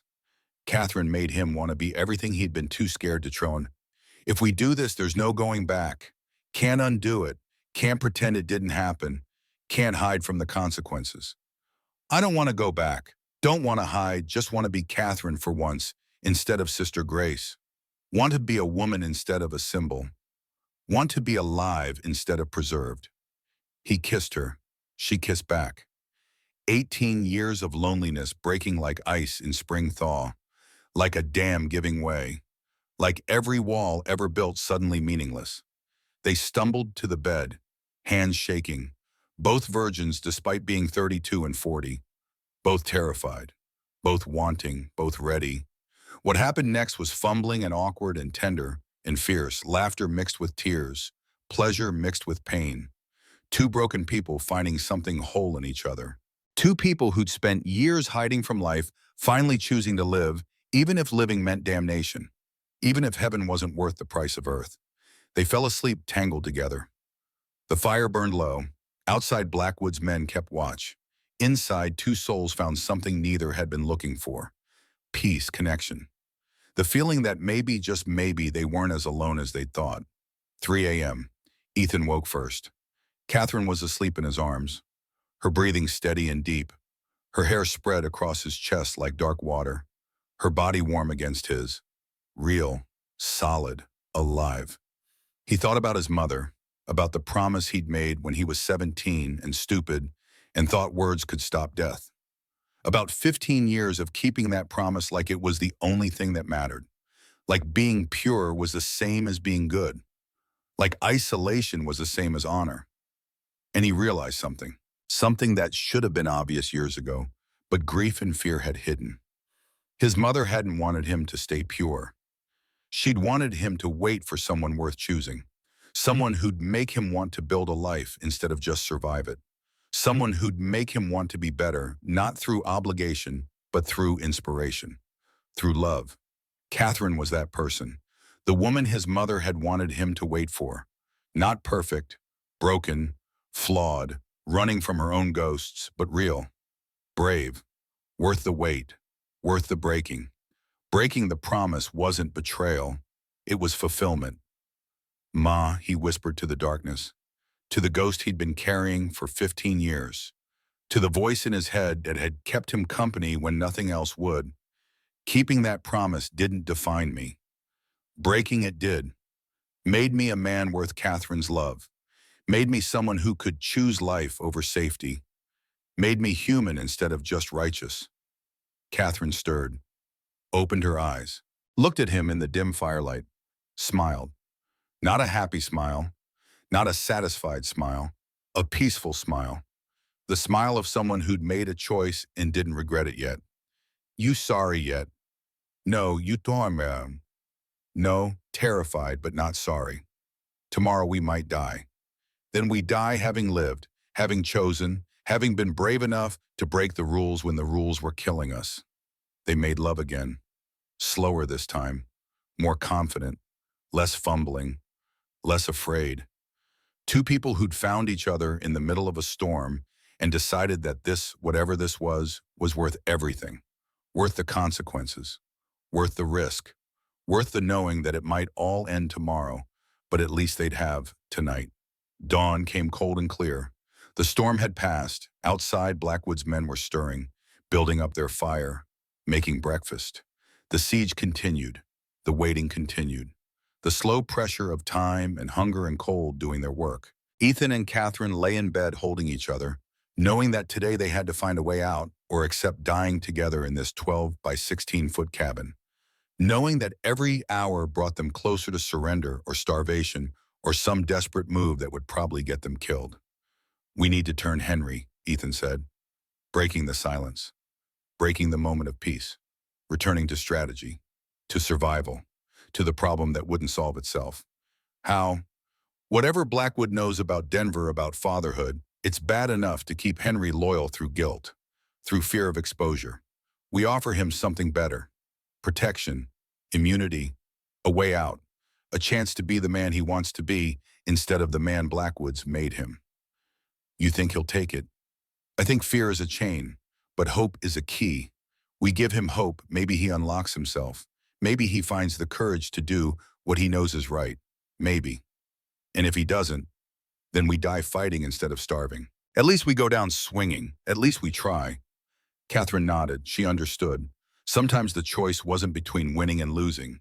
It was between dying on your knees or dying on your feet, between accepting evil or opposing it even when opposition meant death, between being a victim or being a fighter. She chose fighter. They got dressed, made coffee, ate cold beans from last night, watched through the shutters as Blackwood's men rotated guards, watched Henry Brennan take the midday watch, noon to 3 p.m. alone, walking a perimeter around the camp, vulnerable, reachable.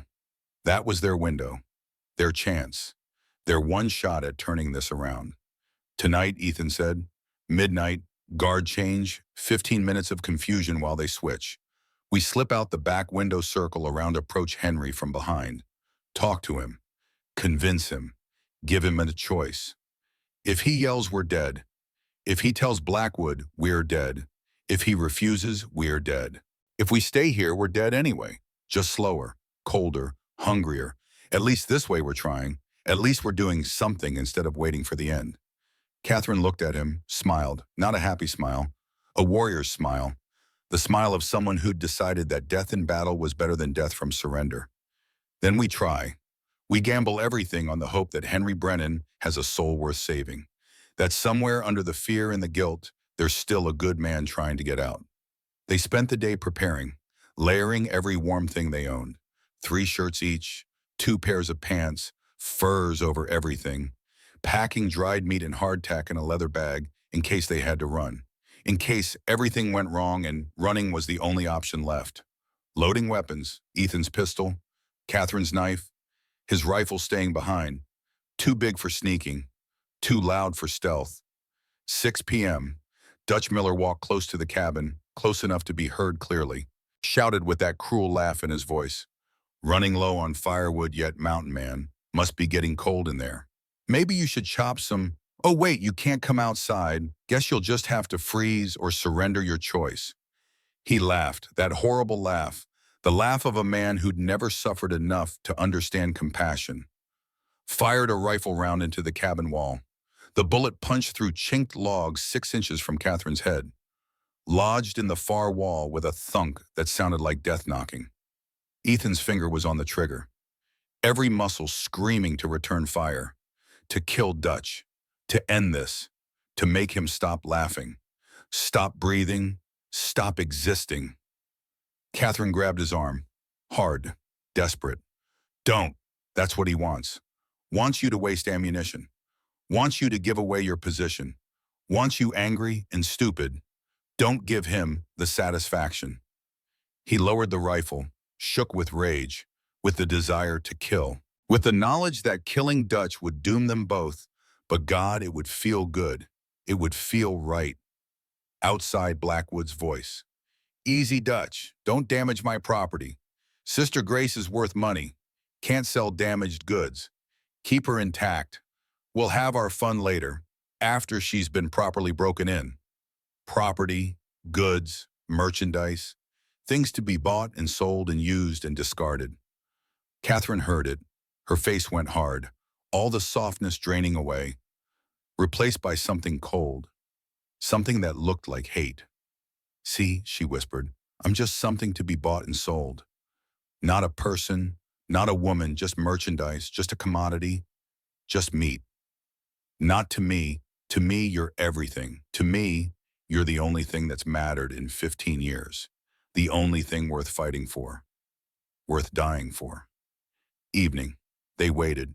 8 p.m., 9, 10, 11:30, watching through the shutter as guards changed, seeing patterns, seeing routines. Seeing the 15-minute window between shifts when attention wandered and discipline slipped, and maybe just maybe 2 desperate people could slip through unnoticed.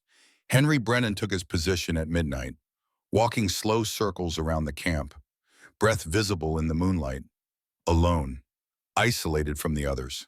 Perfect. The other men went into tents, fires burning low, conserving fuel, just Henry awake in the dark, just Henry and his thoughts and the weight of what he'd done. what he'd been part of, what he'd become. Midnight. Time to move. Ethan opened the back window, north side away from the camp. Snow had drifted against it. 3 feet deep. He pushed through. It was cascading into the cabin. Catherine followed. The cold hit like a fist. 32 below zero. Breath freezing instantly before it could warm. Exposed skin going numb in seconds. The kind of cold that killed without drama, without violence. Just stopped things from working until they stopped working permanently. They crawled through snow, soaking their clothes, freezing, making themselves hypothermic on purpose because stealth required sacrifice. 200 yards to the creek bed. Took 15 minutes. Legs shaking from cold and exertion. Hearts pounding. Every breath a prayer. The frozen creek gave them cover. They followed it east 300 yards. Low. Invisible. Just 2 more shadows in a landscape of shadows. Entered the aspen grove. Bare branches rattling in the wind. Circled south toward Henry's position. Slow. Careful. One noise and this was over. 12:25 a.m. They were behind him, 20 yards. Close enough to see his breath. To hear his boots crunching snow. To smell tobacco smoke from his pipe. Ethan pulled his pistol, aimed at Henry's back. Not to shoot, just to convince. Just to make sure Henry understood this wasn't a request. Whispered Henry, "Don't move. Don't yell. We just want to talk." Henry froze, every muscle going rigid, hand moving toward his gun, stopping, calculating, realizing that turning around with a weapon would get him killed. "You're crazy." Henry's voice was barely audible, tight with fear. "Blackwood will kill us all 3 of us, slow. Make examples." Catherine stepped forward, pulled back her hood so he could see her face in the moonlight, so he could see she was real. Not a ghost, not a legend, just a woman, just Catherine. "Your brother Timothy sends his regards, Henry." Henry spun around, slowly, hands visible, empty, not reaching for a weapon, just turning, just seeing. "You know Timothy. Met him at the Franciscan gathering in Denver. 1884, he talked about you. Said you were his hero. Said you were a good man who'd fallen in with bad company but would find his way back. Said he prayed for you every night. For your redemption. For your salvation." Henry's voice broke. "He said that he called me good after everything. After all the things I've done. We know what you saw November 1st, Ethan said. Gentle but firm, stating facts, no judgment, just truth. You watched Dutch push Father Thomas from the bell tower. Watched him murder a priest. Watched him commit evil, and you did nothing. Said nothing. Became complicit through silence. I didn't know Dutch would do it." Henry's words tumbled out, fast, desperate. "Blackwood just said scare him. Just said make it clear that cooperation was better than resistance. I swear I didn't know Dutch would kill him. I swear." "Then help us stop him. Testify. Tell the U.S. Marshal what you saw, what Dutch did, what Blackwood ordered. End this. Be the man Timothy thinks you are instead of the man Blackwood's made you. Blackwood will kill me. He'll kill Timothy. He knows things that would destroy everything, things that would... How can he kill Timothy? He's in a monastery in Denver, protected, surrounded by brothers. Blackwood has reached, but not that far, not into the church itself." Henry's face crumpled. Tears froze on his cheeks, became ice, became visible proof of grief. "Timothy isn't my brother. He's my son." The words fell like stones into dark water, like confessions waited to sink forever. "Had him with a woman I wasn't married to. 1869. We were young, stupid, in love, or what we thought was love. She died in childbirth. Bled out, deity holding our baby. Died asking me to take care of him, to give him a good life, to make sure he became something better than what we were." Henry was crying fully now, not bothering to hide it, not bothering to pretend. "I gave the baby to the church, Franciscans.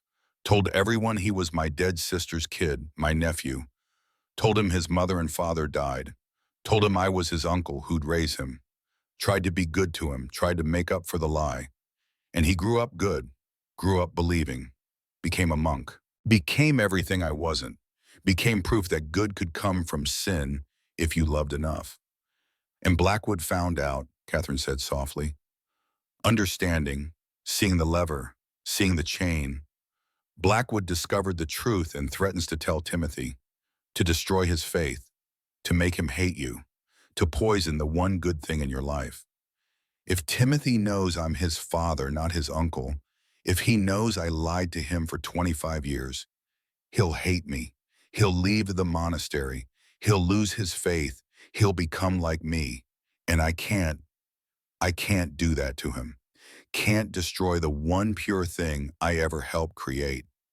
Ethan understood now, completely. The leverage wasn't money, wasn't fear of death, was love. Twisted love, protective love. The desire to preserve someone's innocence, even if it meant becoming more guilty yourself.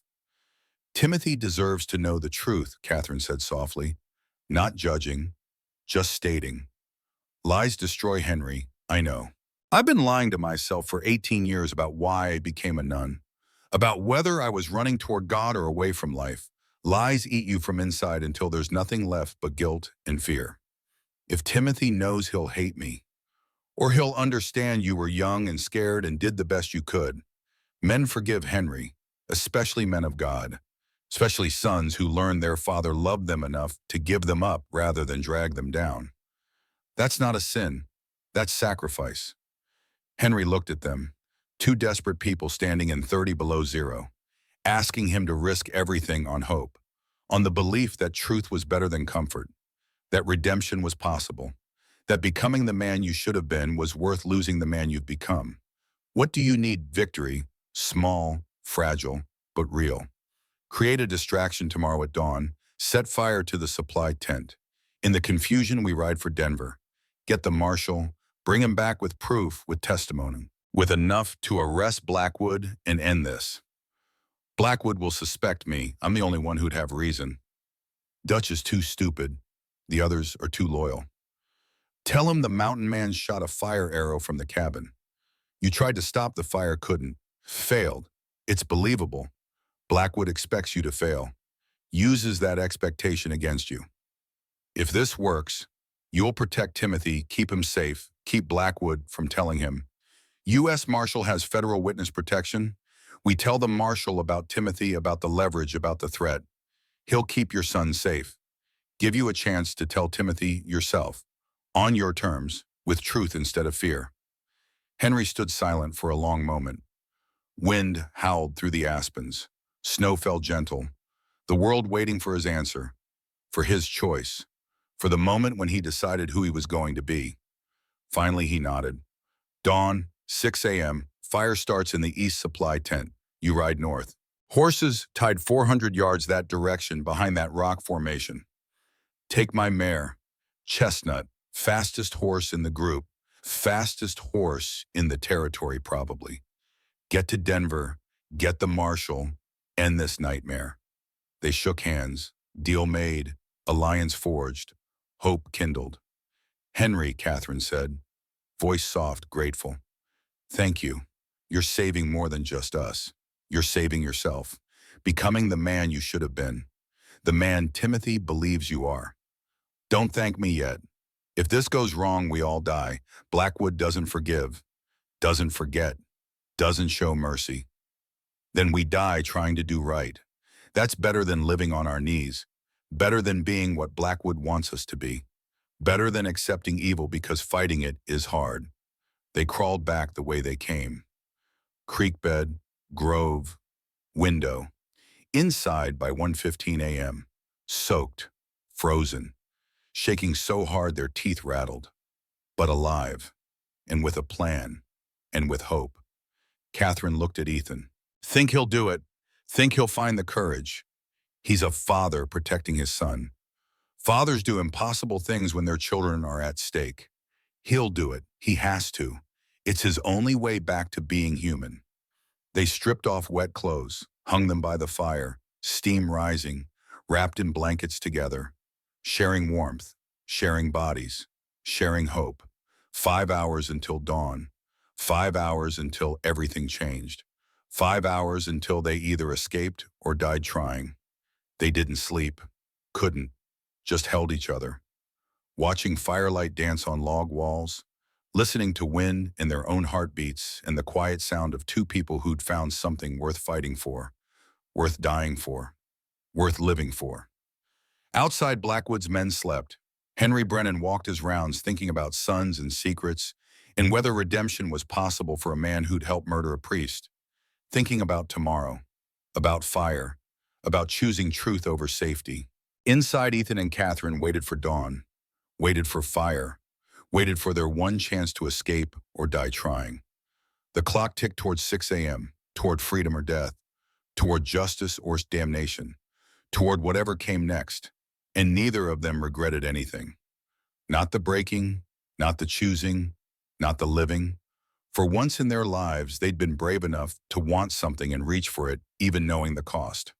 That was enough. That had to be enough. Tomorrow would decide the rest. December 27, 1886. Dawn, 5:45 a.m. The world was still dark, stars fading in the east where light would come soon.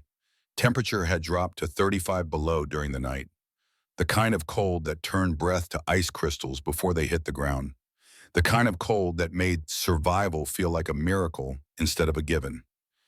Ethan and Catherine stood by the back window, dressed in layers. Every warm thing they owned piled on until they could barely move. Looked like bears more than people. Food packed in the leather bag, weapons loaded and checked 3 times. Ethan's pistol, Catherine's knife, hearts pounding against ribs like prisoners against bars, like drum beats before battle. Through the shutter, they watched Henry Brennan's silhouette moving near the supply tent, watched him check over his shoulder. Furtive, nervous. Watched him kneel down like he was tying his boot, like he was doing something innocent, something explainable. 5:58 a.m. 600 feet away, a man they barely knew was about to risk everything on the hope that redemption was possible. That becoming the person you should have been was worth destroying the person you'd become. 6 a.m., a lantern tipped, no accident, deliberate, calculated. Orange flame caught canvas. The supply tent erupted like it had been soaked in kerosene, which it had. Henry had made sure, had spent the night preparing, pouring fuel, creating the conditions for catastrophe. Fire, fire in camp, everyone up, fire! Henry's voice carried across the snow. Perfect panic, perfect performance. The terror of a man watching disaster unfold. Not the calculation of a man who'd caused it. Men stumbled from tents, half-dressed, confused, disoriented, sleep still in their eyes, running for water buckets, running for the burning supplies, running in circles like ants when you kick their hill. Everything chaos, everything exactly as planned. Blackwood appeared, pulling on his coat, hair wild, eyes sharp. How did this happen? Who was on watch? Mountain Man shot a fire arrow from the cabin. Henry pointed at a burning arrow stuck in the snow 20 feet from the tent. He'd planted it earlier, made it look like evidence, made it look real. I saw it, tried to stop the fire spreading, couldn't, everything's burning. Blackwood believed it. Why wouldn't he? His camp was burning, his supplies going up in smoke, food, ammunition, blankets, everything they brought. And Ethan Sullivan was known as a crack shot, known to be desperate, known to be exactly the kind of man who'd try something like this. Ethan pushed open the back window. Snow cascaded in, 3 feet of it. He went through first, dropped into a drift that came to his chest, sank like a stone, pulled himself forward, reached back for Catherine, pulled her after him. They ran, or tried to. Running in 5 feet of snow was more like swimming, more like drowning. Each step a battle, legs burning, lungs screaming in the cold air. Every breath like inhaling knives, north, 400 yards. Henry had said the horses were 400 yards north behind the rock formation. Had to trust him, had to believe he was telling the truth, had to hope this wasn't an elaborate trap. Behind them, the camp was still chaos. Men yelling, fire roaring, Blackwood screaming orders that contradicted each other. Nobody watching the north side. Nobody thinking that 2 desperate people would be stupid enough to run in this cold. In this snow, in this impossible situation, 200 yards, Ethan's legs were giving out. 32 years old and fit from mountain life, but this was beyond fitness, beyond endurance. This was pure will, pure desperation, pure refusal to quit even when quitting made sense. 300 yards. Catherine was falling behind, shorter legs, less strength, 40 years old and tough, but not built for this. Ethan grabbed her hand, pulled her, dragged her, wouldn't leave her, wouldn't let her fall. 350 yards. There, through the trees, behind the rocks, a horse, Henry's chestnut mare, saddled, ready, steam rising from her nostrils, beautiful in a law of and salvation. They reached her at 6:05 a.m. Ethan grabbed the saddle horn, pulled himself up, every muscle screaming, reached down for Catherine, hauled her up behind him. She wrapped her arms around his waist, held on, tight, desperate. That's when Dutch Miller saw them. They're escaping North Blackwood. They're running. Gunfire erupted, bullets whining through air like angry hornets, hitting trees, throwing up snow, death reaching for them and missing by inches. Ethan kicked the mare. She lunged forward. Powerful. Fast. Henry had told the truth about that. Fastest horse in the territory. Fastest thing Ethan had ever ridden.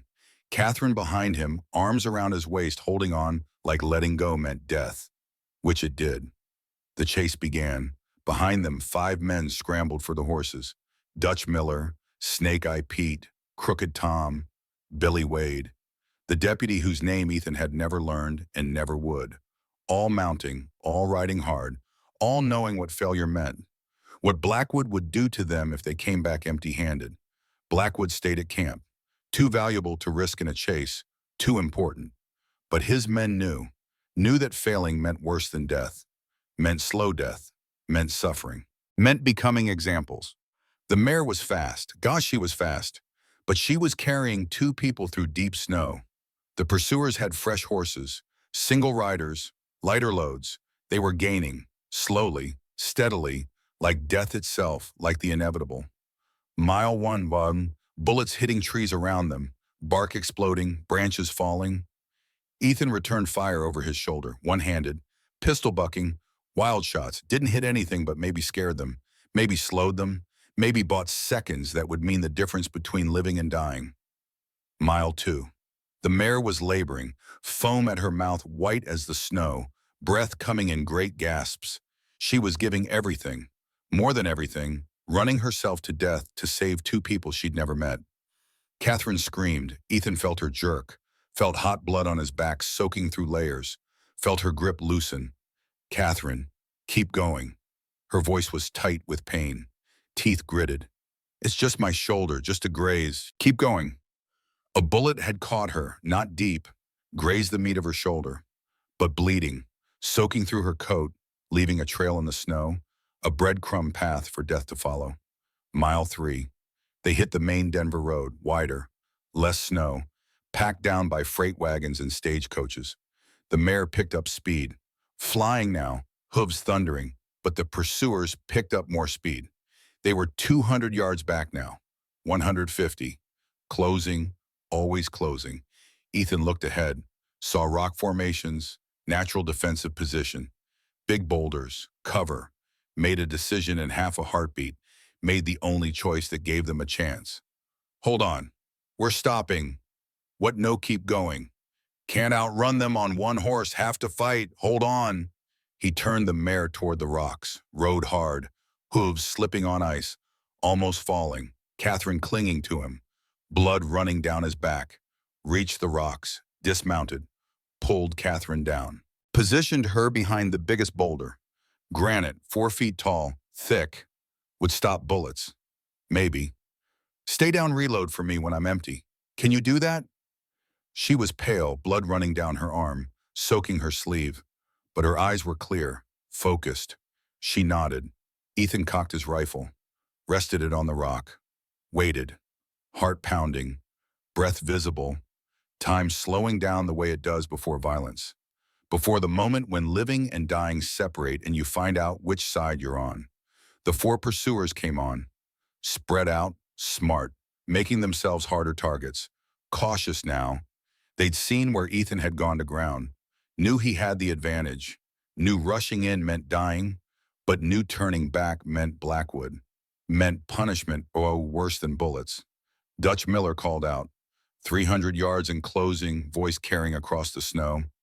Nowhere to run, mountain man. Give us the nun. Give her up and we let you live. Blackwood's word on it. Come get her. Come die. Dutch fired. Bullets spanged off granite inches from Ethan's head. Rock chips sprayed, cut his cheek. Blood running warm. First blood, not the last. Ethan aimed. Steady despite adrenaline, despite fear. Despite knowing that missing meant dying. Breath out, squeeze, don't pull, squeeze. The rifle kicked. The sound echoed across the valley like God's own thunder. Dutch's horse went down. The big gray gelding screamed. A sound no horse should make. Fell sideways like his legs had been cut. Dutch's leg caught underneath. Bone snapped. Audible even at 100 yards. A sound like dry wood breaking. Like something breaking that should never break. Dutch screamed too, high and thin and full of agony. The scream of a man who knows pain is just beginning. 1 down, 3 to go. Snake Eye Pete and Crooked Tom opened fire. Rapid shots. Boom, boom, boom. Suppressing fire. Trying to keep Ethan's head down while Billy Wade circled right. Classic tactics. Might even work if Ethan was stupid. If Catherine couldn't reload. If they had unlimited ammunition and time. But they didn't. Ethan saw the movement. Peripheral vision. Billy trying to flank. Trying to get an angle. Tracked him with the rifle. Led him. Calculated wind and distance, and the arc of a bullet through cold air. Fired. The horse stumbled. Not hit. Just spooked. But at a gallop in deep snow that was enough. Billy went over its head. Flew through the air like a bird that forgot how to fly. Landed hard. Face first, didn't move. Neck probably broken. Dead or close enough not to matter. 2 down, 2 to go. Snake Eye Pete charged. Crazy bastard. Screaming, riding straight at the rocks like courage could stop bullets. Like rage was armor. Like dying fast was better than dying slow from Blackwood's anger. Ethan fired. Center mass. The way his father had taught him before running off. The one useful thing the bastard ever taught. Aim for the chest. Biggest target. Hardest to miss. The shot took Pete in the sternum. Right through the heart. He flew backward off his horse like he'd been hit with a sledgehammer. Hit the snow. Rolled once, stopped. Dead before he stopped, moving. 3 down, 1 to go. Just Crooked Tom left. And Tom was smarter than the others. Tom had seen 3 men die in 3 minutes. Tom knew when to quit. Tom was riding away, fast, back toward Blackwood's camp, back to report failure, back to face whatever punishment awaited men who let prisoners escape. Ethan let him go. Didn't have ammunition to waste on running targets. Didn't have the luxury of revenge. Just survival. Just making it 1 more minute, 1 more hour, 1 more day. Silence fell. Just wind and the sound of dying horses and Catherine's ragged breathing behind him. Just the aftermath, just the reckoning. He turned to her. She was holding her shoulder. Blood seeping between her fingers. Not arterial, not spraying, just oozing. Steady. She'd live. Probably. If infection didn't set in. If they got help soon. How bad? I'll manage. Her voice was tight. Teeth gritted against pain. Did we win? For now, Tom got away. He'll tell Blackwood. They'll come after us. Have to keep moving. Can't. Too cold. Too tired. Too... She swayed. Going pale. Blood loss. Shock. The adrenaline crash that comes after violence. That's when they heard it. The sound that changed everything. The sound of salvation or damnation depending on whose side God was on. Horses, many horses, coming from the south, from Silverton, coming fast. Ethan raised his rifle again. If Blackwood had sent reinforcements, this was over. He had maybe 15 rounds left. Couldn't hold off a dozen men. Couldn't protect Catherine and reload and shoot and survive. One of those things. Not all. The riders came into view. 8 men, federal badges gleaming on their coats, silver stars catching morning light. Official, legal, authority made manifest. Leading them was a man in his mid-40s. Hard face, harder eyes. The kind of eyes that had seen everything twice and stopped being surprised the first time. U.S. Marshal Joseph Reed. The marshal raised his hand. His men stopped. Perfect discipline, military precision. He rode forward alone, stopped 20 feet from the rocks, close enough to talk, far enough to be safe if this was a trap. "You, Ethan Sullivan." "Yes, sir." "Lower the rifle. We're not here for you. We're here for Silas Blackwood." Ethan didn't lower it, not yet. Didn't know if this was real, if he could trust them, if this was another trick, another betrayal, another way for Blackwood to win. "Who sent you?" "Father Bernard Kelly. Sent word 3 days ago requesting federal investigation of murder on church property." Marshal Reed's face was stone, professional, but something flickered in his eyes when he mentioned Father Bernard. Respect, maybe even friendship. One of the orphans ran to town December 24th with a message. Boy risked the storm to get it to the telegraph office. Brave kid, 11 years old, ran 8 miles in a blizzard to send a telegram. "We rode through the night from Denver. Got here an hour ago. Blackwood's men said you'd gone north. We followed." Father Bernard, crippled, broken, lying in bed with legs that would never heal. But not defeated, not giving up, sending a child through a storm because he couldn't go himself, because the children were braver than the men, because sometimes the smallest people did the biggest things. Marshal Reed looked past Ethan, saw Catherine, saw the blood, saw the pallor. "That's Sister Grace Morrison." "Yes, sir. Catherine Morrison. She's hurt, needs a doctor." The marshal nodded, turned to his deputies. "Miller, see to the lady. Field dress that wound. Rest of you secure the prisoners." He looked at the bodies, at Dutch screaming in the snow, at Billy Wade's corpse, at Snake Eye Pete growing cold. "Secure the living ones anyway."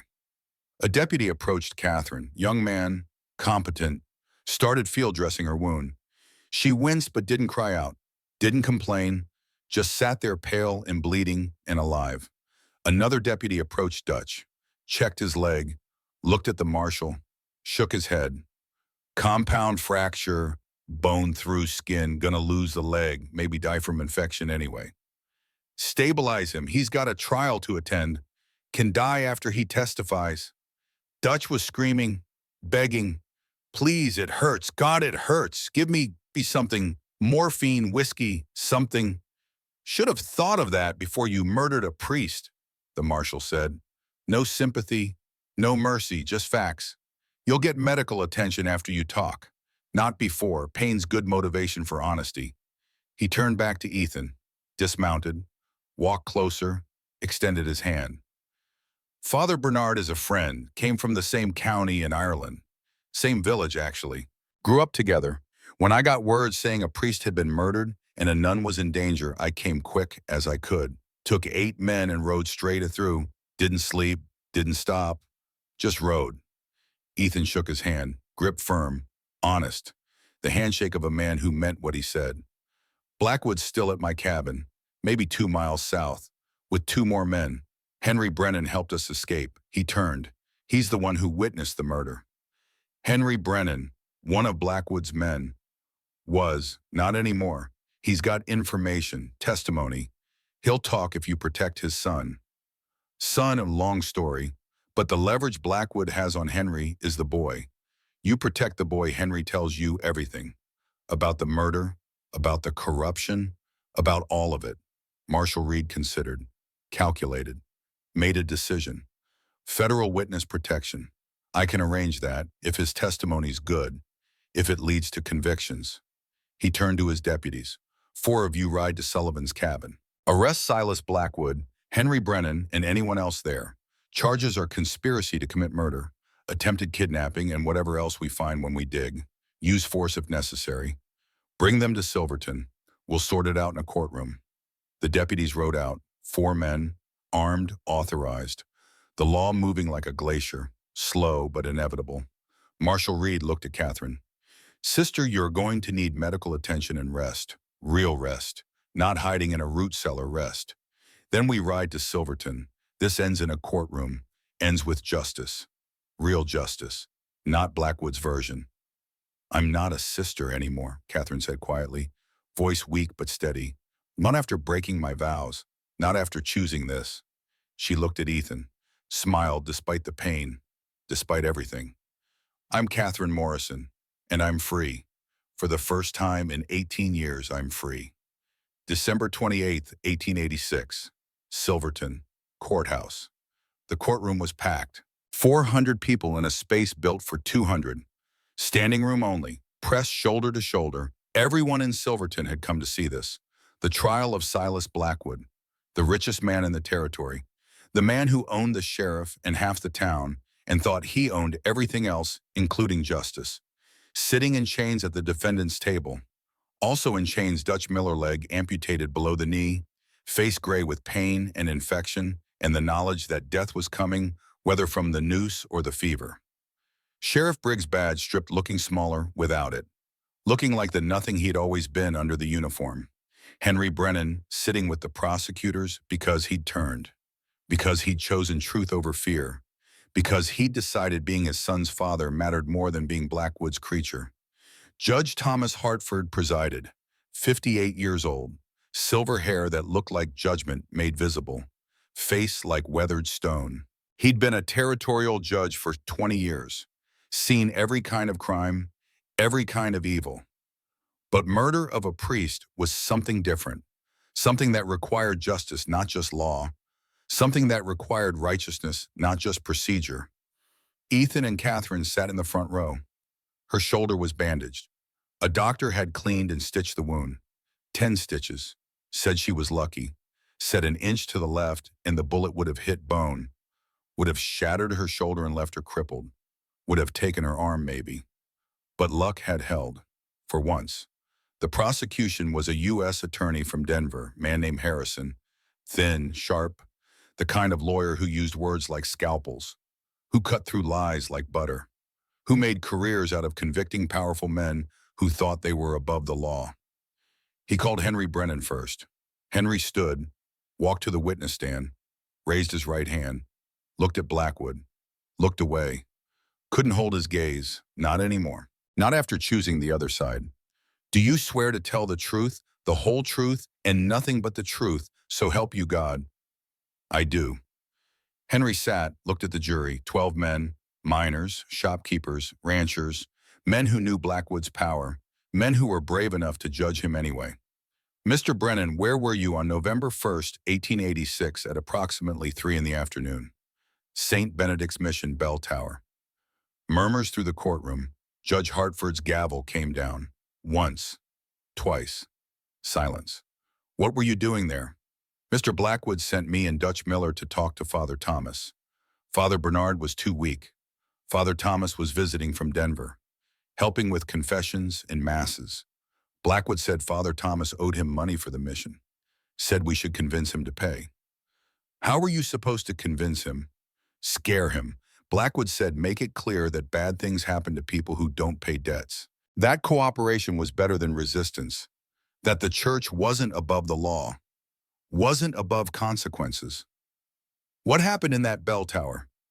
Henry's voice cracked, eyes wet, remembering, reliving. Father Thomas said he didn't owe any money, said Blackwood was lying, said the church land couldn't be mortgaged or sold, that it belonged to God. Dutch got angry, started yelling, said God doesn't pay bills, said God doesn't stop bullets. Father Thomas said he'd go to the territorial marshal. That Blackwood would hang for fraud. And then Dutch grabbed him. Father Thomas tried to pull away, tried to fight, but he was old, 60 years old maybe, weak. Dutch was strong. They struggled near the edge. Right at the edge where the railing was broken, where it had been broken for months and nobody had fixed it. And then Dutch just pushed him, shoved him right through the gap, pushed him off the tower. The courtroom erupted. Voices, gasps, shouts, people standing. Judge Hartford's gavel coming down like thunder, like the wrath of God. Order, I will have order, or I will clear this courtroom. Silence fell, heavy, horrified. The silence of people confronting evil. Mr. Brennan, are you saying Dutch Miller intentionally pushed Father Thomas from the bell tower? Yes, sir, intentionally, deliberately, with force, with the intent to kill. I watched him do it. Watched Father Thomas fall. Watched him scream. Watched him hit the stones. Heard the sound. I'll hear that sound till I die. Did Mr. Blackwood order this? Not directly, not in words. But when Dutch and I got back to town and told him what happened, Blackwood wasn't surprised, wasn't angry, wasn't shocked. He just smiled and said, "Good. Now Father Bernard will understand consequences. Now the church will sell." Like he'd expected it, like he'd wanted it, like Father Thomas dying was the plan all along. Blackwood's lawyer jumped up, Jonathan Hartford, the judge's son, 30 years old and already corrupted by gambling and ambition and the belief that defending the guilty made you clever instead of complicit. Objection, hearsay, and speculation. The witness is inferring intent from demeanor. Judge Hartford looked at his son. Something passed between them. Disappointment, shame. The recognition that Jonathan had become everything his father despised. Everything his father had spent a career fighting. Overruled. The witness may testify to what he heard directly and to observations of the defendant's reaction. Demeanor evidence is admissible. Continue, Mr. Harrison. Harrison continued. Relentless. Professional. Mr. Brennan, why are you testifying now? You've been silent for 2 months. You could have stayed silent. Could have kept Blackwood's secrets. Could have kept your position and your money and your safety. Why speak now? Because I have a son. Henry's voice broke completely, tears running down his face, not bothering to hide them, not bothering to pretend. His name is Timothy. He thinks I'm his uncle, but I'm his father. I gave him to the church when he was born, told him his parents died, lied to him for 25 years, made him into something good despite me, despite what I am. He looked at the jury, at the judge, at everyone. I don't want him growing up thinking his father was a murderer who got away with it. Don't want him learning the truth and realizing I was a coward, was complicit, was silent when I should have screamed. I can't give him back the truth about his parentage, but I can give him the truth about this, about justice, about doing the right thing even when it costs everything. Silence, complete, absolute. The kind of silence that comes when truth strips away every excuse. Harrison asked more questions. Henry answered them all. Described Dutch's face when he pushed. Described Father Thomas's scream. Described the sound of the body hitting stone. Described Blackwood's smile. Described 2 months of nightmares. 2 months of watching Father Bernard crippled and knowing and saying nothing, being complicit through silence. When Harrison was done, Jonathan Hartford tried to cross-examine, tried to paint Henry as a liar trying to save himself, tried to suggest this was revenge for being fired, tried to suggest this was a conspiracy, but the jury wasn't buying it. Henry's grief was too real, his shame too obvious, his testimony too detailed, too specific, too consistent with what Catherine would say, with what the evidence would show. Catherine testified next, described being in the chapel, hearing the struggle, seeing the shadow on the wall, seeing Dutch and Henry's horses riding away. Described running outside, finding Father Thomas's body, the blood, the broken bones, the angle of his neck that meant death was instant, meant he was gone before he hit. Then the physical evidence. Father Thomas's blood-stained crucifix found in Blackwood's safe when the marshal searched his house, kept as a trophy, as proof of power, and as a reminder that even priests could be killed, even the church could be threatened, even God couldn't protect the faithful from Blackwood's reach. Fake ledgers showing fabricated debts, records of payments to Sheriff Briggs, $40 a month, every month, for 3 years, enough to buy a badge, enough to own the law. The case against Blackwood was overwhelming. Mountains of evidence, multiple witnesses, physical proof, everything except Blackwood's confession. But Dutch Miller was the key. Dutch was scared. Dutch was dying. Dutch knew the noose was coming or the infection would take him. Either way, death was close. And dying men tell the truth when there's nothing left to lose. Harrison put him on the stand. Dutch refused to testify at first. Fifth Amendment, right against self-incrimination, right to remain silent, right to protect himself even when protection was impossible. But Dutch's lawyer made a mistake, made the kind of mistake that ends careers and destroys cases. He tried to argue that Dutch had acted alone, that Blackwood knew nothing, that this was all Dutch's idea, his initiative, his crime, his sin. Harrison pounced like a wolf on wounded prey. So you admit your client pushed Father Thomas from the bell tower? The lawyer froze, realized his error, tried to backtrack. I'm not saying you just said he acted alone. Alone in what? What action did Dutch Miller take alone? What action are you referring to if not the murder of Father Thomas? The lawyer looked at Dutch. Dutch was shaking, pale, sweating. The trap had closed. The net had tightened. Truth was the only way out, and truth meant death. Your Honor, I need to consult with my client. Too late, counselor. You've already made your argument. Now answer the prosecutor's question, or I'll hold you in contempt. The lawyer sat down, said nothing, gave up, abandoned his client the way rats abandon sinking ships. Harrison turned to Dutch, smiled, the smile of a predator who knows the prey has nowhere to run. Mr. Miller, did you push Father Thomas Kelly from the bell tower on November 1st, 1886? I invoke my Fifth Amendment right. Did Silas Blackwood pay you $500 to kill Father Thomas? Fifth Amendment. Did Silas Blackwood order you to scare Father Thomas by pushing him from the tower? Fifth Amendment. Do you deny pushing Father Thomas? Dutch exploded. Pain and fear and infection and the knowledge that dying was coming broke him, shattered him, made him human for the first time in years. He told me to.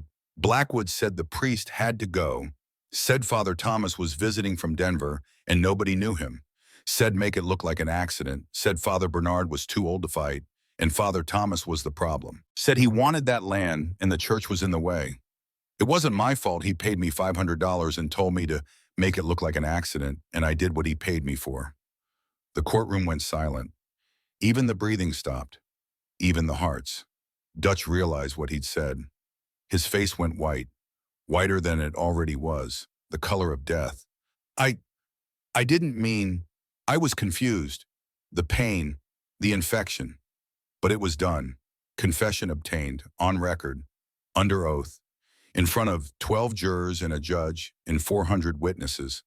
Harrison smiled, cold, professional, the smile of justice served. No further questions, Your Honor. The trial lasted 3 days. But the verdict was never in doubt, not after Dutch's confession, not after the evidence, not after Henry's testimony and Catherine's witness and the ledgers and the crucifix and the mountains of proof that Blackwood had built his empire on blood and bones and broken promises. Silas Blackwood guilty of conspiracy to commit murder, guilty of fraud, guilty of attempted kidnapping, guilty on every count, every charge, every accusation proved beyond reasonable doubt. Sentenced 25 years in federal prison, Leavenworth, Kansas. Hard labor, no parole, no mercy. Dutch Miller, guilty of murder in the first degree, murder of a priest, murder with premeditation, murder for hire, sentenced death by hanging, execution set for April 15, 1887. 108 days to make peace with God and accept what was coming. Sheriff Briggs, guilty of conspiracy and bribery and obstruction of justice. Sentence 10 years. Badge stripped forever. Prohibited from ever holding public office. Prohibited from ever wearing a uniform. Reduced to nothing. Henry Brennan immunity granted in exchange for testimony. Required to leave the territory within 30 days. Permanent exile. Banishment. The price of redemption. The mission land was returned to the diocese. All debts nullified. All claims against the church dismissed. Blackwood's assets seized by federal marshals. $50,000 paid to St. Benedict's mission as restitution, as compensation, as acknowledgement that money couldn't buy back the dead but could help the living. Justice had been served. Cold and hard and final. Not perfect. Never perfect. But real. As real as anything human could be. But Catherine's trial was just beginning. December 30th, 1886, St. Mary's Catholic Church, Silverton. Bishop Michael O'Reilly had ridden from Denver. 3 days in winter cold, 60 years old and looking every year of it. Irish, face like carved oak, weathered, hard, unforgiving. He wore the full regalia, purple cassock that marked his authority, pectoral cross heavy with meaning, mitre that said he spoke for God. He looked like the wrath of the Almighty made flesh, like judgment personified. The church was packed, not for worship, for judgment, for condemnation, for the ritual destruction of a woman who dared to choose herself over obedience. Catherine stood at the back, not allowed to approach the altar. Excommunicated people couldn't enter sacred space, couldn't cross that invisible line between the profane and the holy. She wore a simple dress, gray wool, plain, no habit, no crucifix, no outward sign of the vows she'd broken. Just a woman, just Catherine. Not Sister Grace anymore. Never Sister Grace again. Ethan stood beside Shore. They weren't holding hands, not in church, not with the bishop glaring at them like they were demons wearing human skin, like they were corruption made visible, like their very presence polluted the sanctuary. The bishop spoke, his voice carried to the rafters. Strong, powerful. The voice of a man who'd never doubted, never questioned, never wondered if maybe, just maybe, the rules were wrong. Catherine Grace Morrison, you have violated sacred vows made before God and His holy church. You took solemn vows of poverty, chastity, and obedience. Final vows, permanent vows, vows that bound you to Christ as His bride, vows that made you dead to the world and alive only to God. He pointed at Ethan. Several women in the congregation gasped, clutched their rosaries, made the sign of the cross like warding off evil. You have broken the vow of chastity through fornication with this man, through willful, deliberate, premeditated sin, through choosing flesh over spirit, through preferring earthly pleasure to heavenly reward. His voice rose, getting louder, getting angrier. You have abandoned your mission, abandoned the children in your care, abandoned your calling, abandoned everything holy for lust and weakness in the temptations of the world.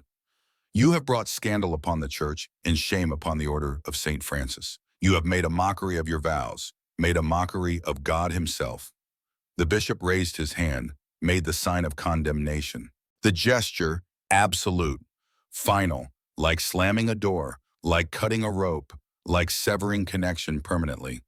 By the authority vested in me by the Holy Roman Catholic Church, by the power granted to me as bishop of this diocese, I hereby formally excommunicate you. You are cut off from the sacraments. You may not receive communion. You may not receive absolution. You may not enter church property. You may not claim the name Sister Grace. You are Catherine Morrison, a laywoman in mortal sin, cut off from the body of Christ, separated from the communion of saints, condemned to outer darkness unless you repent and do penance and beg forgiveness on your knees, Bremo. Catherine stood silent, took the condemnation without flinching, without crying, without begging. When the bishop finished, she spoke. Her voice was steady, clear, the voice of a woman who'd made her choice and owned it. Your Excellency, do accept excommunication. I don't regret my choice. Shock rippled through the church, like an earthquake, like a tsunami. People standing, gasping, crossing themselves frantically. You don't repent. The bishop's voice rose to a shout, echoing, shaking the rafters. You stand before God and His church and you say you don't repent of fornication, of breaking sacred vows, of choosing damnation over salvation. I repent hiding from life for 18 years. I repent lying to myself about why I became a nun. I repent letting fear make my choices. But I don't repent finding love. I don't repent choosing life over death. I don't repent being brave enough to want something and reach for it, even knowing the kata. Love, the bishop spat the word like poison, like it burned his mouth.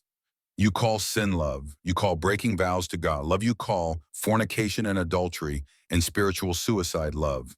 I call choosing life over death Love, I call standing up to a man who would have forced me into prostitution.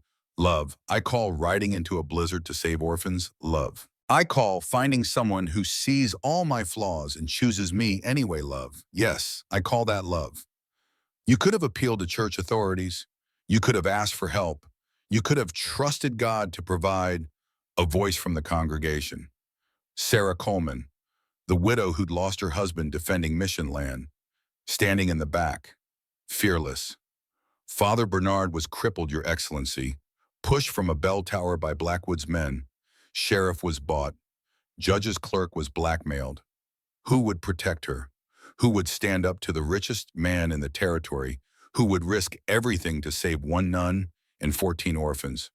The bishop turned, red-faced, angry. Who speaks? Sarah Coleman. My husband, John, died protecting that mission from claim jumpers 5 years ago. Died defending church property while the church stood by and did nothing. I watched Catherine Morrison run that mission alone for 2 years after Father Bernard was crippled. Feed those children on nothing. Teach them. Love them. Keep them alive when everyone else had given up. She's worth 10 of the men in this town who call themselves Christians. Worth 100 of the bishops who sit in comfort and judge from safety. More voices. A farmer. She saved my daughter from typhoid. Nursed her for 3 days when the doctor said she'd die. A shopkeeper. She taught my son to read for free when the school wouldn't take him because we couldn't pay a miner's wife. She delivered my baby when the midwife was drunk, saved both our lives. Not many voices, maybe 10 out of 200, but enough to create doubt, enough to show that condemnation wasn't unanimous, that some people at least saw courage instead of sin. Judge Hartford stood, tall, authoritative, the weight of territorial law behind him. Your Excellency, if I may, under territorial law, vows made under threat of force are invalid. Mr. Blackwood's ultimatum, prostitution or watch children starve, constituted coercion, duress.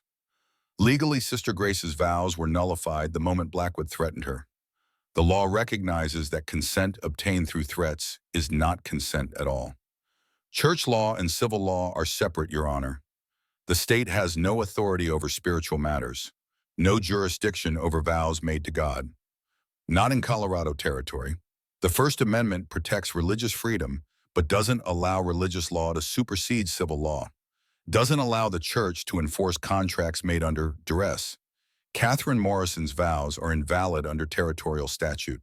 The territory will not recognize the church's right to punish her for breaking vows that were coerced. The bishop's face went red, purple, the color of rage barely contained, but he was smart enough to know he'd lost. Smart enough to know that church law couldn't override civil law. Not here, not in America. Not in a territory that valued individual liberty over institutional authority. The church cannot recognize any marriage she might enter. She remains excommunicated. She remains in mortal sin.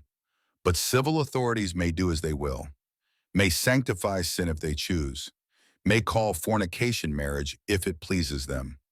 The church will not. The church cannot. The church never will. Ethan stepped forward, drew himself up, looked the bishop in the eye, refused to be intimidated, refused to be shamed. Then marry us, right here, right now, civil ceremony, legal under territorial law. Make it official, make it permanent, make it real. Catherine turned to him, surprise on her face, joy, fear, hope, everything mixed together. Ethan, I broke my promise for you, broke the only promise that ever mattered to me. I'll break every rule in Christendom if that's what it takes. Marry me, Catherine. Make it legal. Make it binding. Make it so nobody can say we're living in sin. Make it so our children, if we have them, are legitimate. Make it so you're my wife-in-law, even if the church refuses to bless it. She was crying, smiling through tears, nodding. Yes, yes, 1,000 times yes. Judge Hartford stood, walked to the front of the church. The bishop tried to protest, but the judge ignored him, walked past him like he was furniture, like he was irrelevant. This is a civil ceremony under territorial law, authorized by my position as territorial judge. The church need not recognize it, but the territory will, the law will, and that's what matters. He stood before them, two people who'd found each other in a storm, two people who'd chosen life over safety, two people who'd rather be damned together than saved apart. Ethan Sullivan, do you take Catherine Grace Morrison as your lawful wife to have and to hold from this day forward, for better or worse, for richer or poorer, in sickness and in health until death do you part? I do. Catherine Morrison, do you take Ethan Sullivan as your lawful husband to have and to hold from this day forward, for better or worse, for richer or poorer, in sickness and in health until death do you part? I do. By the authority vested in me by Colorado territory, I pronounce you married. What the law has joined together, let no man separate. You may kiss your bride. They kissed, simple, brief, sacred in a way the church ceremony could never be. Sacred because it was chosen, because it was real, because it was theirs and nobody else's. Half the congregation stood and walked out. Couldn't stomach watching an excommunicated nun marry a mountain man in the church itself. Couldn't tolerate the sacrilege, the defiance, the audacity of choosing love over doctrine. The other half stayed, some out of support, some out of curiosity, some because they recognized courage when they saw it. Recognized that sometimes breaking the rules was the only way to survive. That sometimes sin and salvation looked exactly the same, and only God knew the difference. Ethan and Catherine walked out of the church together, married, outcasts, free. Behind them, the bishop fumed, but there was nothing he could do. The law had spoken, the deed was done. The marriage was legal, whether the church blessed it or not. They rode back to Ethan's cabin that afternoon. Just the two of them, husband and wife, starting a life that neither had planned, but both had chosen. A life that would be hard and beautiful and real. A life worth living, even if heaven was forfeit, even if salvation was lost, even if the only paradise they'd ever know was the one they built together in 12 feet by 16 feet of rough log cabin at the edge of the world. January through March 1887. Winter. The town boycott was brutal, worse than brutal, systematic, organized. Half the merchants in Silverton refused to sell to them, turned them away at the door, put up signs. No service to the Sullivan household.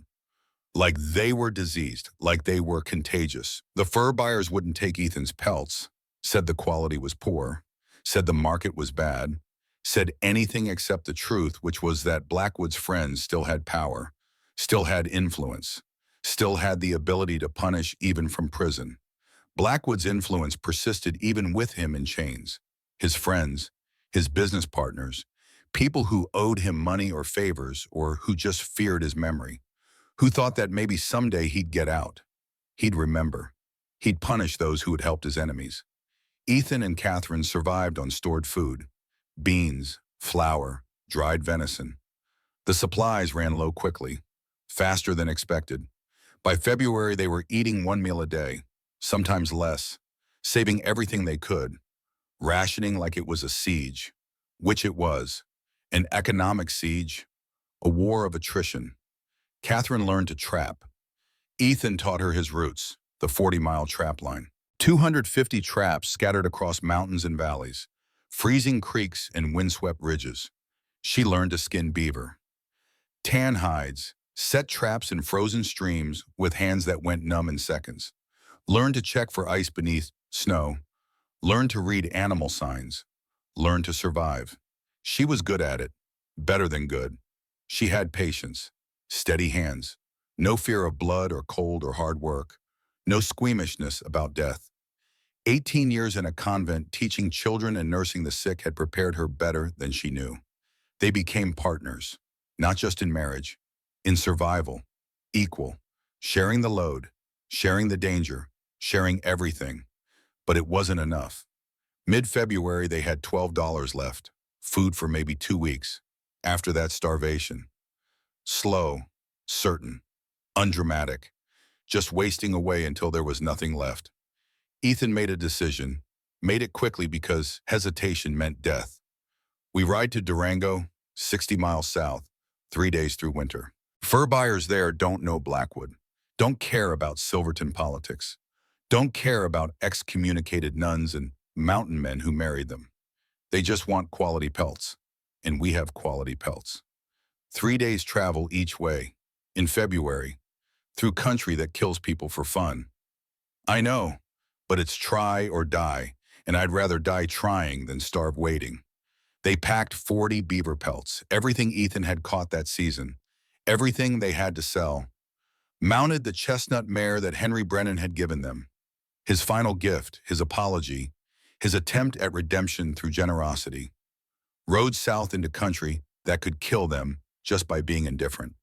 The trip took 8 days, 3 days there through snow and cold, and one night when the temperature dropped to 40 below, and they huddled together under furs and prayed for dawn. 2 days in Durango selling and buying supplies and negotiating with buyers who drove hard bargains but were honest.